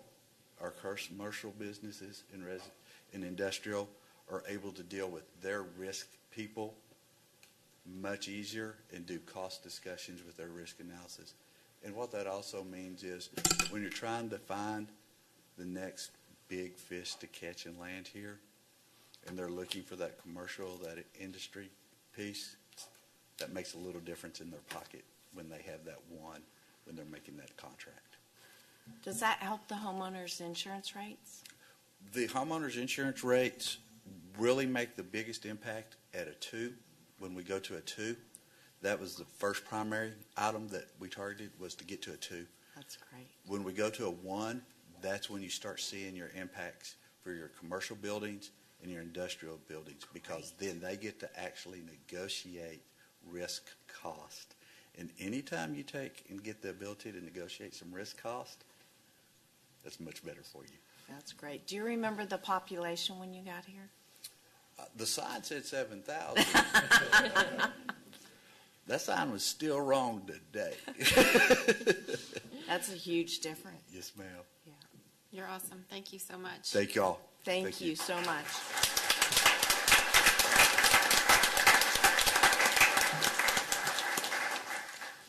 Please make sure your fishing boat complies with our mandates as far as life preservers and fire extinguishers, please. So.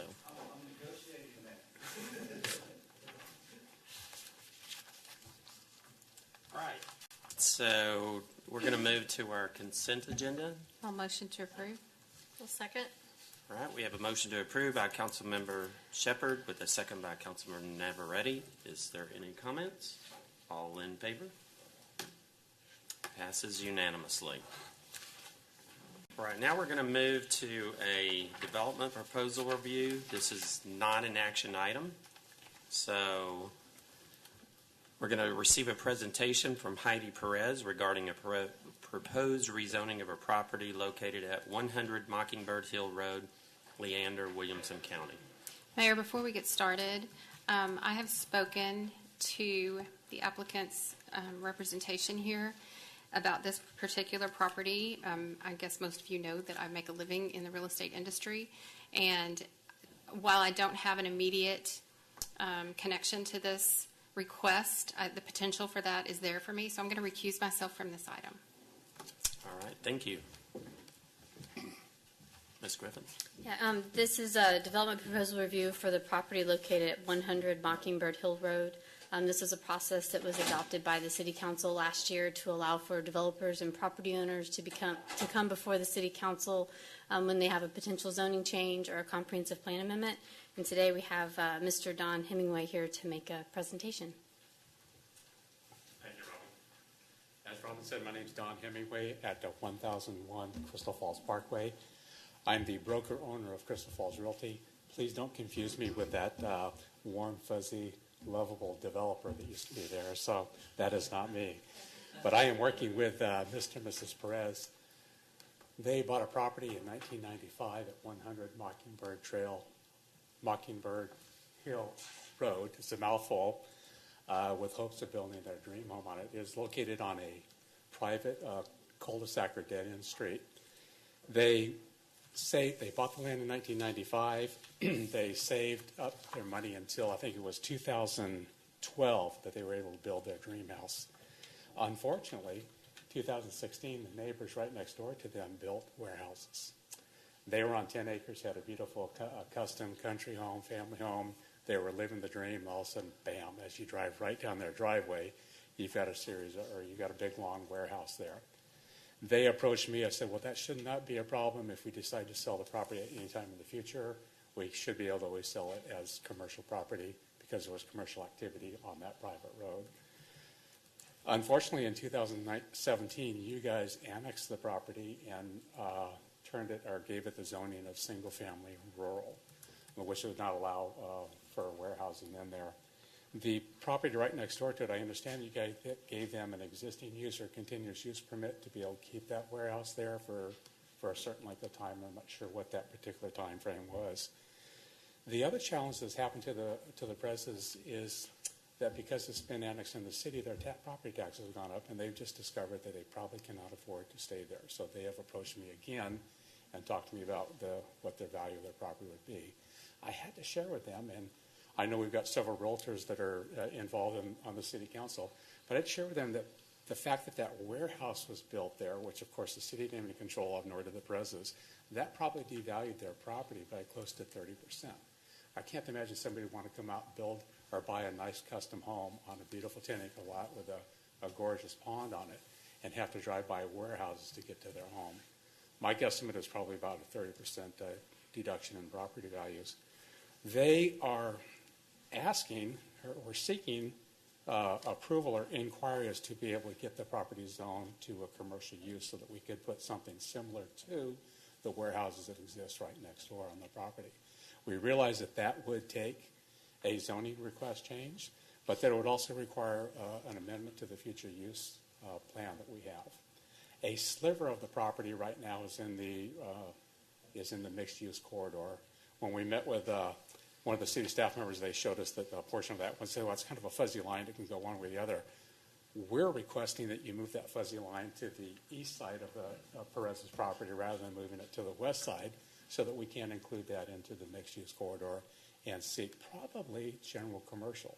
I think you guys would probably have a better idea as to what it would need to be so that we could have similar use to the property right next door. So we are seeking, I understand that this is a fairly new process, we are seeking your input as to what our challenges may be or what obstacles we might run up against and or suggestions for what we can actually do with the property.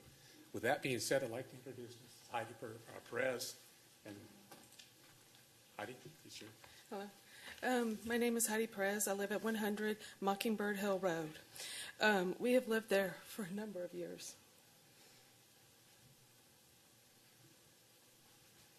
Hold on, there's supposed to be pictures. But we've lived there for a number of years, and we built this house with universally so we could retire there and live there in our old age. We've been very happy living in Leander, but at this time I don't think we're going to be able to stay, and it just breaks my heart because my children are special needs, and they go to Glenn, and it's such a good school. Because of the devaluation of our property, it's going to be hard for us to move and get something at our age. Anyway, please consider this. Thank you.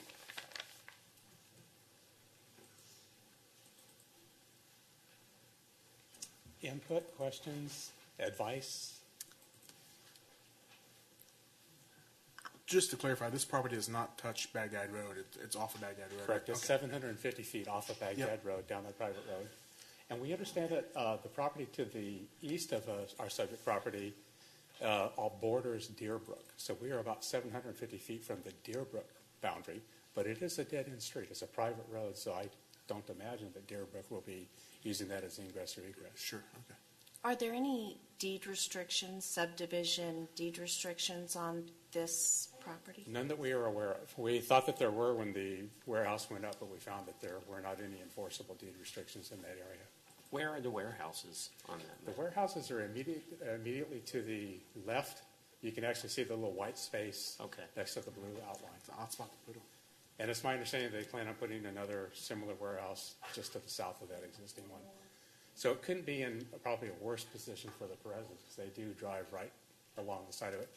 And the warehouses are used day and night. We've got pictures that show that they're using it for nighttime activities. I'm not sure if it's dance or the road is paved all the way to the warehouses, and it's dirt road after that. But we are seeing activity probably up until 9, 10 o'clock at night. Mr. Hemingway, when did you say the properties were annexed?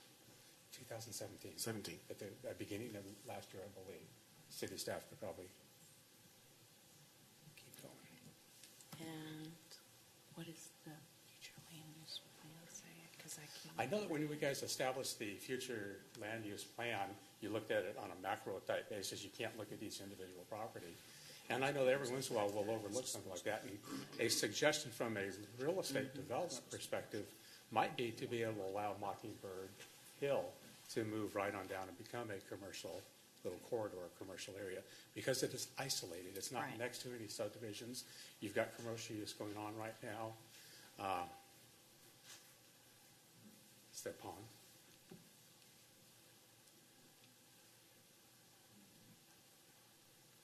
And so when you say the warehouses, those are on the neighboring property? Correct.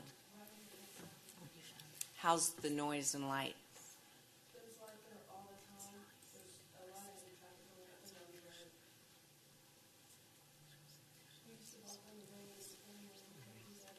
Right, so there's people there at night?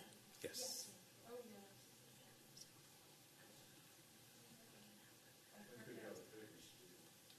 Yeah, I think there is a fitness studio there. Is that what it is? Mr. Cagle, who handles our noise and light ordinance? Well, it depends, but it's code enforcement or the police department. Okay. Because next to a single-family zoning, don't they have to stop working at 9 p.m. and start at 7 a.m.? No, that's construction. But operations in an industrial area, I don't believe so. they can run 24/7?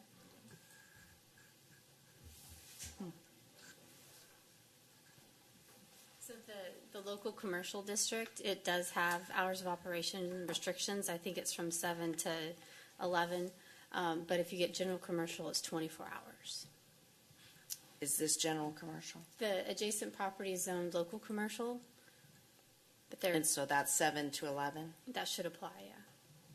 Aren't they using it as general commercial? Do the warehouses comply with local commercial? The use, most of them do. They got a special use permit to allow for general commercial uses. So although it's zoned local commercial, it's general commercial use. Is that the permit? And if we were to be able to obtain local commercial, I just have to question which developer and/or user would want to drive No. 2 lots down in to get to local commercial or a retail type use. It really needs to be a general commercial use. Is there any uses that you've considered, as far as, is this something that you're just going to sell the land, or are you looking to actually develop it yourself, or? It's up in the air right now. They're working through their finances, trying to be able to make the taxes and make the house payment. And we're looking at all of our options to try and get the highest and best dollar and value out of the property for them. And it may mean that they need to stay there for a couple more years, or they may be able to move on. So we don't have it on the market. We're just investigating. We're trying to be able to get to the highest and best use and value that we can on the property. Are you on city water? No. So in that case where annexed land does not have city water, how are the light industrial buildings abiding by the sprinkler ordinance? Because they can't run it off a 2-inch line. So they're in the process of going through a concept plan and a preliminary plat where they're going to extend the water line. So they're extending it, I believe it's coming up through the homestead preliminary plat, so they're extending the water, so there will be water there soon. I don't know how they're getting it now. I could research it. I don't recall, but isn't this the property that before they started the process of construction before they were annexed? Yes. So. Right, I understood that Okay. fire doesn't follow by that, fire and safety. Chief will answer. I'm just curious for their options. Correct. Because they were under construction prior to annexation, they don't have to meet any code at that point in time because we don't have an enforcement right in the ETJ, and there's where they existed. Once they were annexed, then the new construction on the additional items they want to put out there have to be 100% compliant. Although I thought when we did the report on the ETJ permits. Building codes. Okay. Separate. Not fire code. Not fire code. Right, but this was started, the construction of this was started before they were annexed. The reason we're doing building inspection in the Lively Tract and in Wiedemeyer is because they needed to come to us to get approval of the mud, and that was part of the negotiation.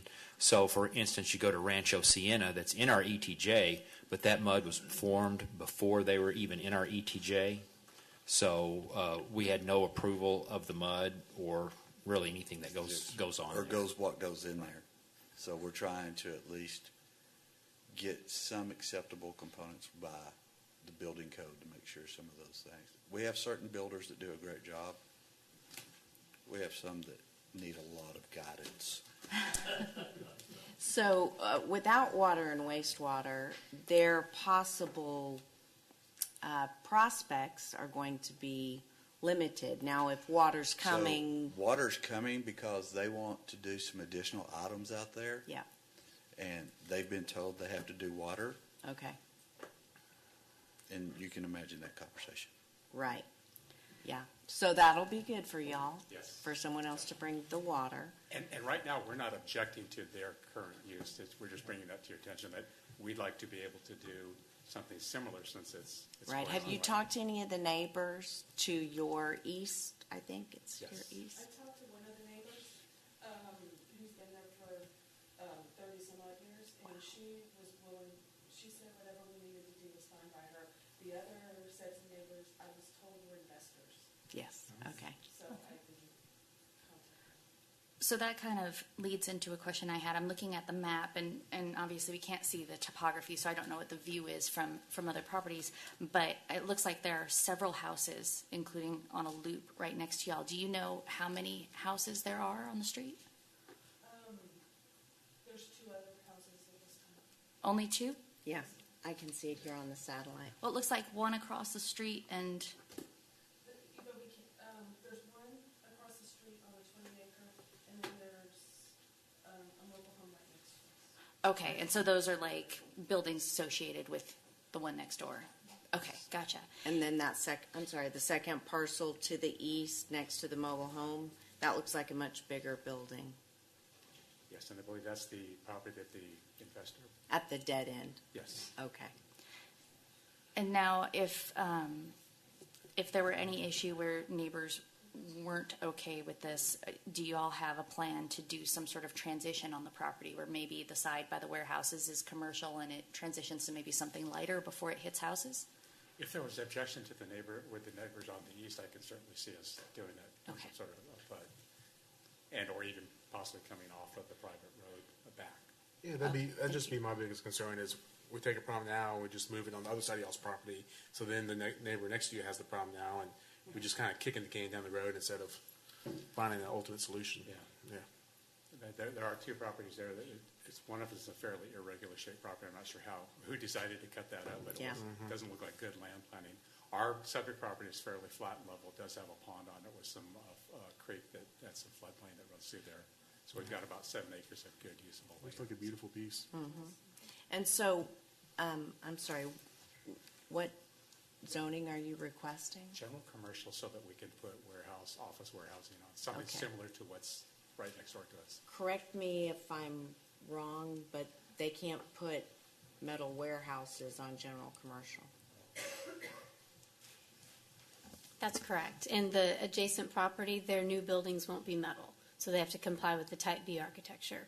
So in order to do light industrial metal buildings, they would need the Type D architectural component. Still general commercial? It could be GC, right, but with a Type D. That's reasonable. Do you intend on keeping the current structure, your home on that property? They plan to keep it. If we do sell the property, from my perspective, I don't know that the home contributes a lot of value. From a residential perspective, it's a beautiful custom home. From a commercial point of view, it may be a good office during the development stage. What's the square footage on the home at? 3,500 square feet.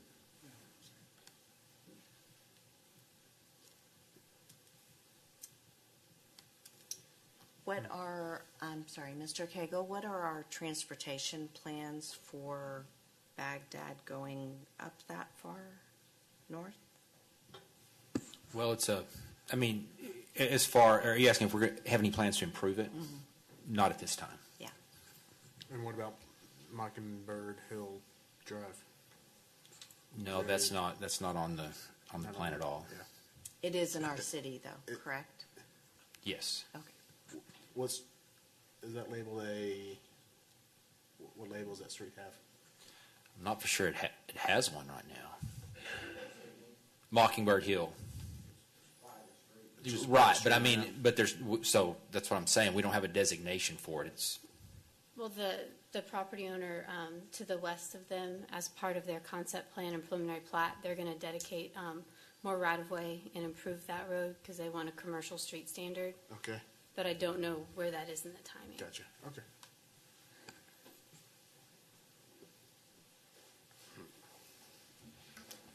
So this is not an action item, so really kind of what you're looking for is direction from us. Advice. My biggest issue is just the vagueness of what it's going to be. You know what I mean? So you're talking about, some local office, but you want a general commercial, which opens up different issues as far as the same issues that you're seeing across the street, right? So, yeah. I certainly am not opposed to it. What I personally would like to see is you work with our planning staff and really come up with what the project will be and, some conceptual drawings or something, just something that we can see. Is that something that we could do? We don't know what the end buyer is going to want to do with the property. I think You we're have to trying have the use first. Set the platform so that they. If you're not ultimately the buyer, then. So I don't know, we could come up with several concepts, but I don't know that would limit our buyer. We've got this many buyers out there if we design it. If they're not the developer, then. Right. So then I would suggest working with our wonderful economic development director. Yeah, what I thought Mr. you told me Willis. before when I asked you, are you going to sell this or are you going to develop? You said we're looking at both options.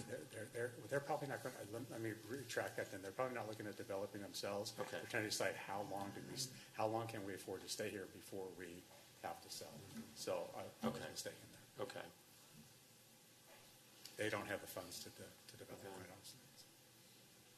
So looking at the possible uses between GC or the light industrial, that's what I would look closely at, because for all intents and purposes, that's what your neighbor has. And you're going to fall under a lot stricter building codes and requirements than your neighbor. And so if the buildings are already in light industrial look and feel, then you may want to talk to planning and our economic development and see. I happen to know there's a need for that type of structures. Well, I know in the development meeting that they went to, the recommended district was local office.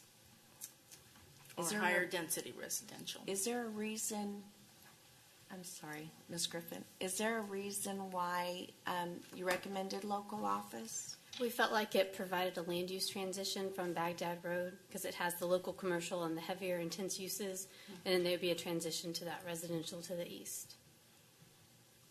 Honestly, I was thinking local office too, especially when you started talking about the uses you were looking at. So, But the local office use, when you think about that user, most likely they're not going to drive that far out to the far outskirts and build a nice masonry local office right next door to light industrial.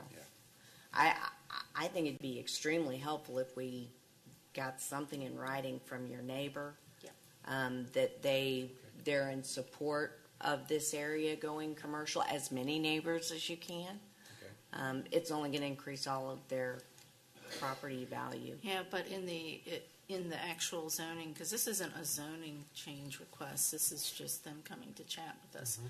But when they go through that process of actually asking for that zoning change, if so, in the future, all 200 feet from the property line will be notified, and then they will be able to show up and have their input also, which isn't happening in this meeting. So you're just talking to us, and we're not going to make any decision. But when that time comes, we will hear from your neighbors. That's why I suggested doing it now. Yeah, Right. And I think because you're not planning on presenting to us the end product of what you want, it's just going to be zoning, and we're just trusting somebody to put something responsible there. I feel like it is imperative that we have sign off from all of the residents the homeowners that would be affected, just to make sure that we're not putting them in the same position, in the same heartache. But otherwise, I think it's fine. You're stuck with what you got next door, so you got to make the best. That's one of the challenges of buying out in the country. But Yes. at least it's not a hog farm. Yes, and I feel your pain. I understand being out in the country, but your property's worth a lot more now. So. With the proper zoning. With the proper zoning, you're exactly right. Any other questions? Good luck. Thank you. Very much. We appreciate Thank you. Thank you.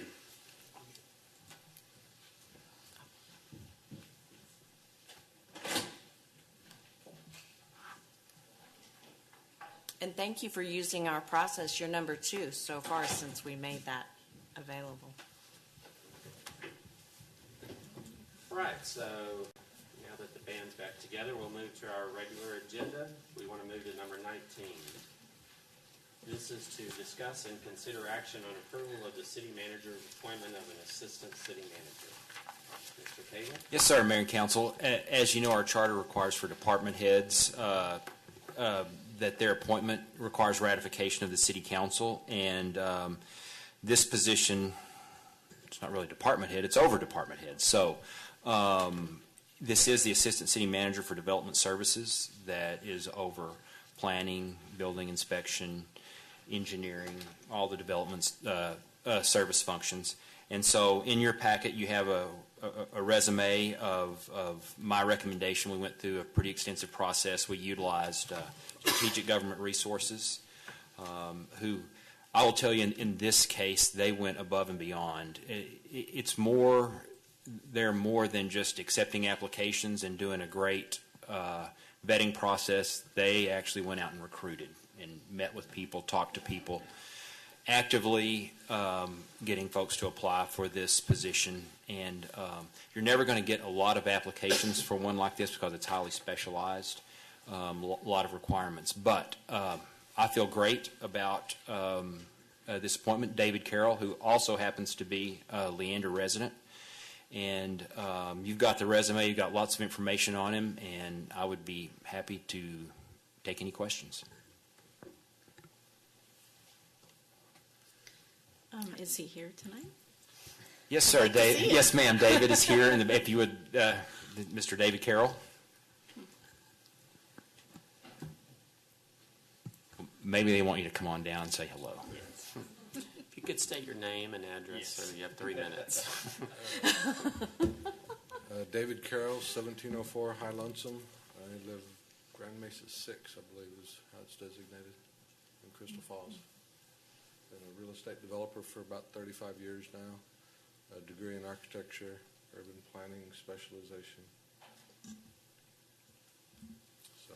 Well, I read your 7 pages of resume here, and it's impressive. No, I'm glad all of that needed to be in here because it was very detailed as far as your experience and all that you've done, and I'm impressed.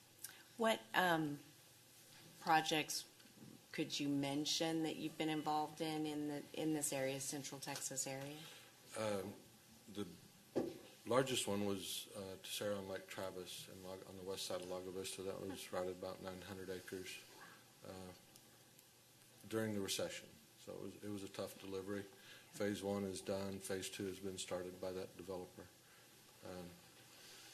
Largest developer I ever worked for was actually straight out of college, or right after college, 999,000 acres. Wow. It's the city of Rio Rancho today. Wow.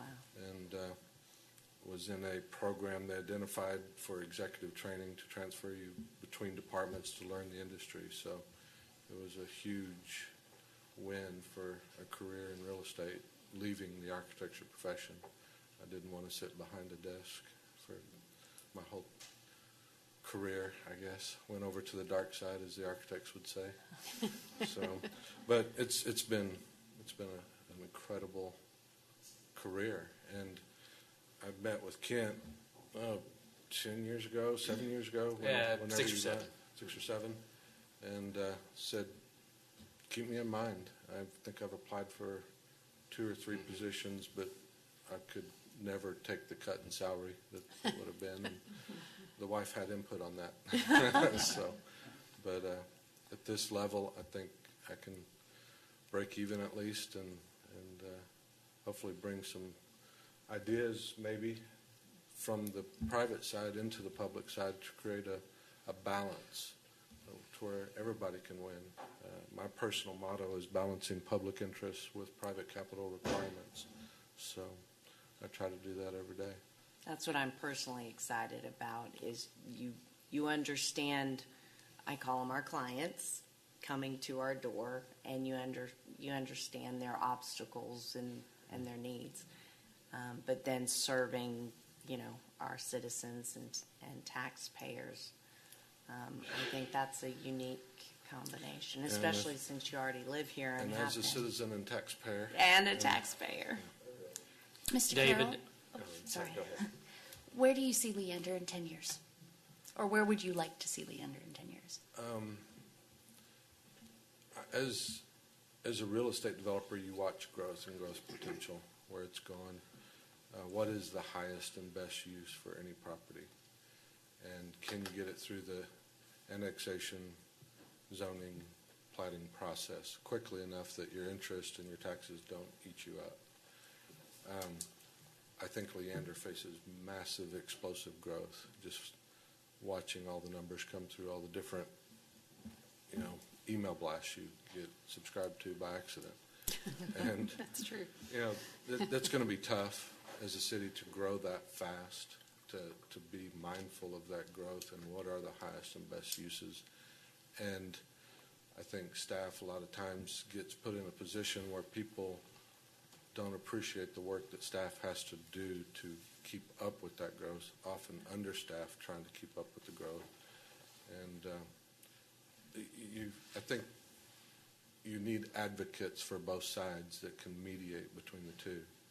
And I feel that I've done that role in so many real estate development companies where you help capital partners understand that you can't just make these assumptions. You have to work with the city and go through the process. So I don't know if that answers your question or not, but No, it's good. I just wanted to kind of hear you out and get to know you a little bit. I do have one philosophical question for you. all right. For highest and best use, do you feel like that's a fixed use, or is that something that evolves? It's both. It's both. I'll use the TOD for example. I think that could be the shining star for Leander. If it's done right, it's going to be tough. It's going to be the hardest thing Leander's ever done to get that right. As a resident in Crystal Falls, every day my wife and I wish there were hike and bike trails because we walk along the road. So, going from single-family detached, multifamily, commercial, all the way up to vertical mixed use. Every property has value, and which developer, which homeowner, what is that value to who? So, Thank you very much. that answers that. I do have a question. Since you mentioned growth, have you had the opportunity to deal with in your profession the kind of growth that we are experiencing here in Leander? I have. In Albuquerque, in the early 90s, Albuquerque was exploding. It was the same growth. And because of the affordability issue, Rio Rancho was out on the northwest side of Albuquerque, and we had lots of cheap land.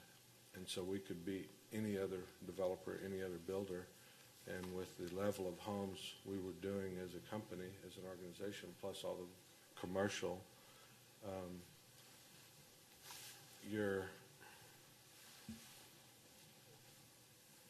you have to learn how to mediate the process between the city, which at that time Rio Rancho had just established about 10 years earlier and was experiencing explosive growth from a little bitty small town to this new, and Rio Rancho is almost as big as Albuquerque now land-wise. And watching that, being part of that, learning that from all the different department perspectives, and being the person that was walking the permits in. This was before internet. You hand-walked the rolls of drawings in and tried to get approvals for 5 or 6 layers of home plans so that you already had the permit. All you had to do was submit the site plan per lot. And there were ways to help expedite the process without circumventing the process. A lot of times if you circumvent the process, I feel like you give up on quality or quality control. So it takes a team. And so that's what you've learned through that process. So you were on the developer end of it, looking in at the city and working with them and seeing how they do that. So you learned a lot from that experience, obviously. Well, and what I learned, another project I worked on was a Galveston project and a high-end resort community. And Galveston was struggling to keep up. And luckily we had the ability as a team to figure out how to actually help Galveston have somebody on staff that we paid for them to handle the entire process for us with the city. But they sat at the city instead of at the project. So I've learned through the years, rely on your team to help you figure out what the the best way to get through the process is. Yeah, that was creative too. I think. You have It was to. outside the box. Nobody has Yeah. all the answers Yeah. in my mind. Yes. Thank you. Mr. Carroll, I had one other question. I saw here that you have experience with some alternative incentives and funding for commercial development. We don't have the 4A, 4B. Right. Could you tell us a little bit about your experience with some of Well, those? what I find is that a lot of times cities will lay zoning over property, and developers will turn away from that. The brain damage to go through the zoning process or a rezoning process and the time requirements can sometimes be prohibitive to pursue the property. So in your due diligence stages, you make the decision not to go towards that property. Ask your question again. Let me. Your toolbox of options, TERS, PIDs, you have experience in Right. financing options other than a 4A, 4B incentives, Correct. which we don't have. And I know Leander's given that up with the TOD. So the PID, TERS, 380, those type of agreements that the city can hold out a carrot to help overcome the zoning that the city needs on that property for highest and best use. Sometimes a developer wants to do something that may not be highest and best use for that property. So what are those carrots you can hold out there? And obviously, you're going to need a team of finance and legal that's going to be able to mitigate that both on the public side and the private side. So I'm by no means an expert on that, but I have participated in doing those things from a developer standpoint. So what I would hope to do is be part of that team to help hold out those carrots, because as a city, we lack that 4A and 4B carrot, or carrots. That's great. Thank you. David, so some of the projects that we've had come before us recently, we've struggled with how much density there is, right? So it seems like, the higher density has become the financing mechanism to finance these mixed-use, larger type developments, right? Right. The problem becomes when you look at just how many, multifamily units we've got on the books. It becomes one of those things where you're going, okay, well, do we have too many as a city? But that project seems to need that for the financing arm of it. I mean, I'm not asking for a dissertation, but what are your thoughts about where that's going? Is that true, number one? Is it true in most cases, or where do you think it's going? The way I gauge it is the U.S. Bureau of Labor Statistics. 85% of your potential home buyers have to be under $300,000 on a house. That's getting really hard to do as a developer, and lots are getting more and more narrow so that you can get that price point down. It gets really tough under 50 foot wide to have an elevation that is still has street appeal, because the garage is, you're talking about 20-foot wide garage and a 16-foot garage door. You can start losing your street appeal. And having been the person that has actually drawn those plans and placed them on the lots with the required setbacks, and trying to hit that price point, have gone to the zero lot line options, the 1 hour firewalls, the Z-lot configurations, tried everything known, and it's a tough deal, and there's just no way to get down to the affordability issue and still capture the majority of the market, provide housing for the majority of the market. So cities, a lot of times, and I'll use Mueller as an example here locally that maybe most of you might know about. The city partnered with that developer and went in there and was able to create a public-private partnership. And I learned about it firsthand because my oldest bought a house in there, and she was a shared equity owner with that People Fund was the mortgage company, I believe, specialized in doing that. They laid out a lot of rules. She couldn't rent. She couldn't, have cars parked up front. There was a lot of different ways. But the city was able to maintain the look they wanted at Mueller, plus provide houses that they couldn't get under $450,000, $500,000, but get in the service personnel they needed in the city and have them a close-in place to live. As a father, you get to watch, stepfather, you get to watch, people buy and build equity in as a percentage owner.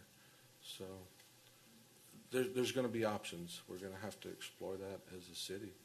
And I'm hoping the Economic Development Council maybe could start charging forward with some of those explorations. There's a lot to be done to stay into that. Diversity is going to be a big deal. You're going to, obviously Crystal Falls has the high-end homes. We have a lot of all the way to apartments. There's a lot of demographics that have to be kept track of, and where does it go? Thank you. I guess that answers the question. Sort of. Right. But I get it. And I think it's, there may not be an answer. Yeah. You know what I mean? I think it's going to be a lot of continuous research to keep up with where the market's going and be able to provide and adjust and flex with that demand. Well, I think you're very qualified, and I'm very, very excited about you joining the city. So I just wanted to say that. It sounds like a motion to me. That sounded like a motion, so I'm going to make a motion I'll that we second it. approve, Mr. Carroll. I'll second it. All right, we have a motion by me and a second by Pro Tem Stephenson. Any more discussion? All in favor? All right. Thank you, David. And on behalf of Mr. Cagle, I think hallelujah. Thank you. Welcome aboard. I'd like to add to that note that I have not seen a single person that you have hired or selected or been a part of bringing into the city that hasn't been just exceptional. So another job well done. Thank you. All right, so we're going to move to item 20, discuss and consider action on waiving some or all permitting fees related to the proposed Hill Country Community Ministries thrift store at 1501 Leander Drive in an amount not to exceed $5,000. Sponsors Pro Tem Stephenson and Councilmember Shepherd. Yes, I was talking to Thaisa Holloway, who is the director of Hill Country Community Ministries, and they are putting in a thrift store.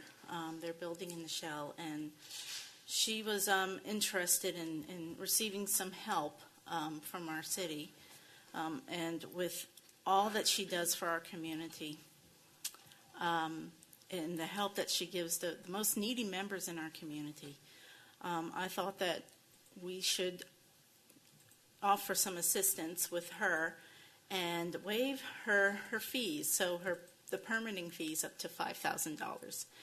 And we know that every penny of that she saves on the permitting fees are going to go to service and help those, our most needy members in our community. And I would ask that we all agree on that. I will excitedly motion to approve that. Excuse me, I had a question. What are the total fees? Are they in They're excess of estimated right $5,000? now at $4,155. Okay, sorry. Not to And some exceed change. 5,000. Okay. But the motion is to not to exceed 5,000 in case one of those slides a little bit. So there was a motion, and I'll second that. All right, I feel like they do awesome work. Incredible. I mean, that's an instance where we should work with private entities to service those that need it the most. Exactly. It's So- just a way to give back to an organization that does absolutely nothing but give and give and give to our community. We couldn't make it without them. So you board members that are here, please take that back, that message. Thank you, Mr. Tom Glenn. Yes. Thank you. I spoke with Ms. And- Holloway, and Derek. she had told me, I served on the board in early 2000, late 90s, and she was telling me since she's been here correct me if I'm wrong, she went from, Hill Country Community Ministries has gone from 1,000 or 1,500 a month. Okay, you're going to tell us. Because it's shocking to me, and I would like everyone else to hear it. It is shocking. When I was with the school district, I was involved with Hill Country Community Ministries to a degree, and we use them. And they've been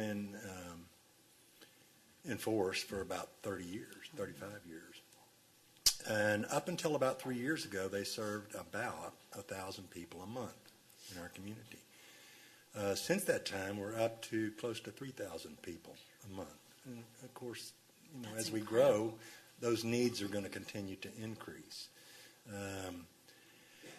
We don't really have any revenue stream. I mean, we do fundraisers, galas, golf tournaments, things like that. But we really don't have any revenue stream. We go out for grants, and we're very fortunate to get those grants. Our thrift store is an effort to give us a revenue stream.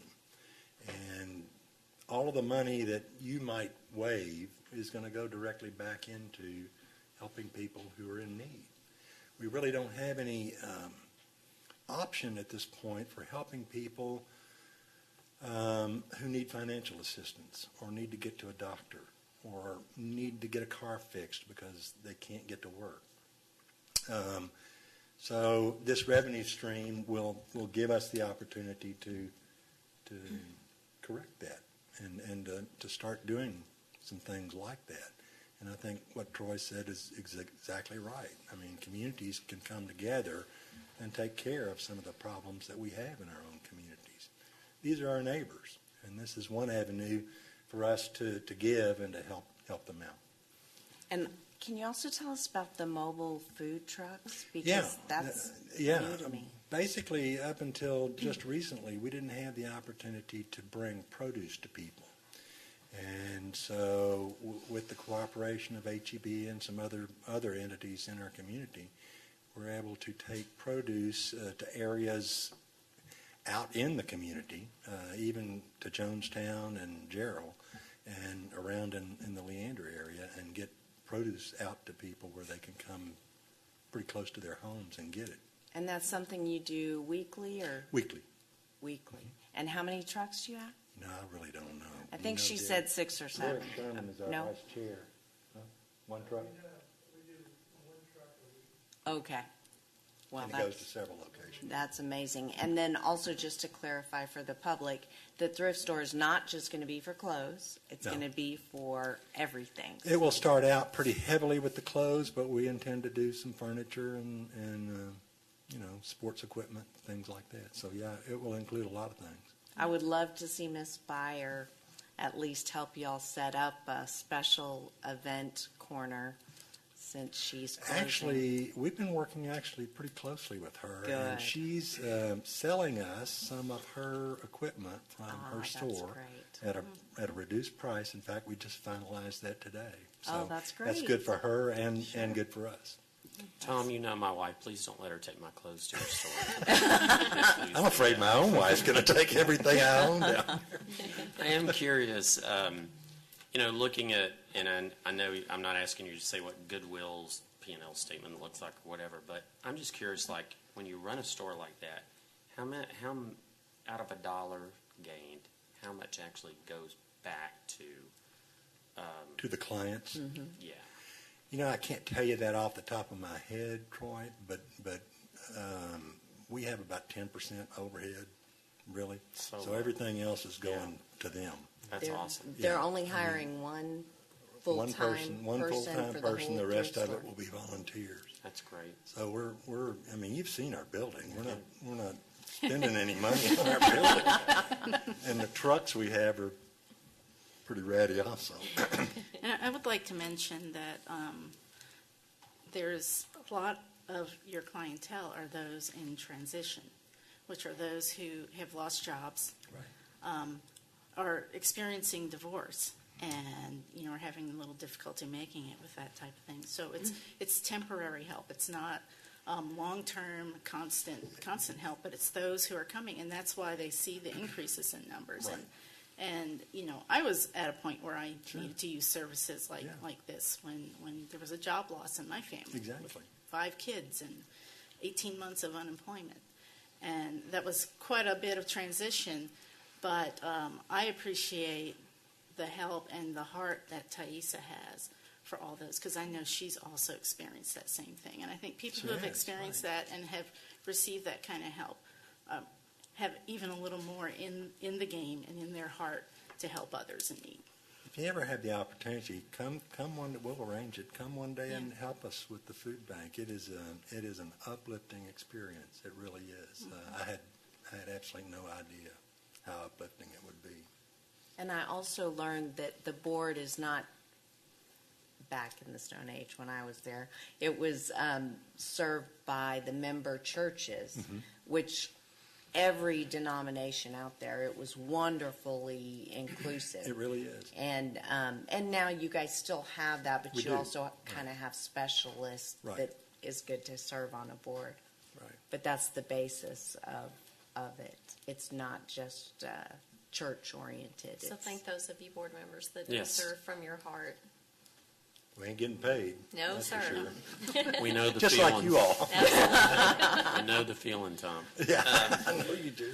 Listen, thank you very much for everything. Thank you all And, for anything you can do. We have a motion and a second, so all in favor?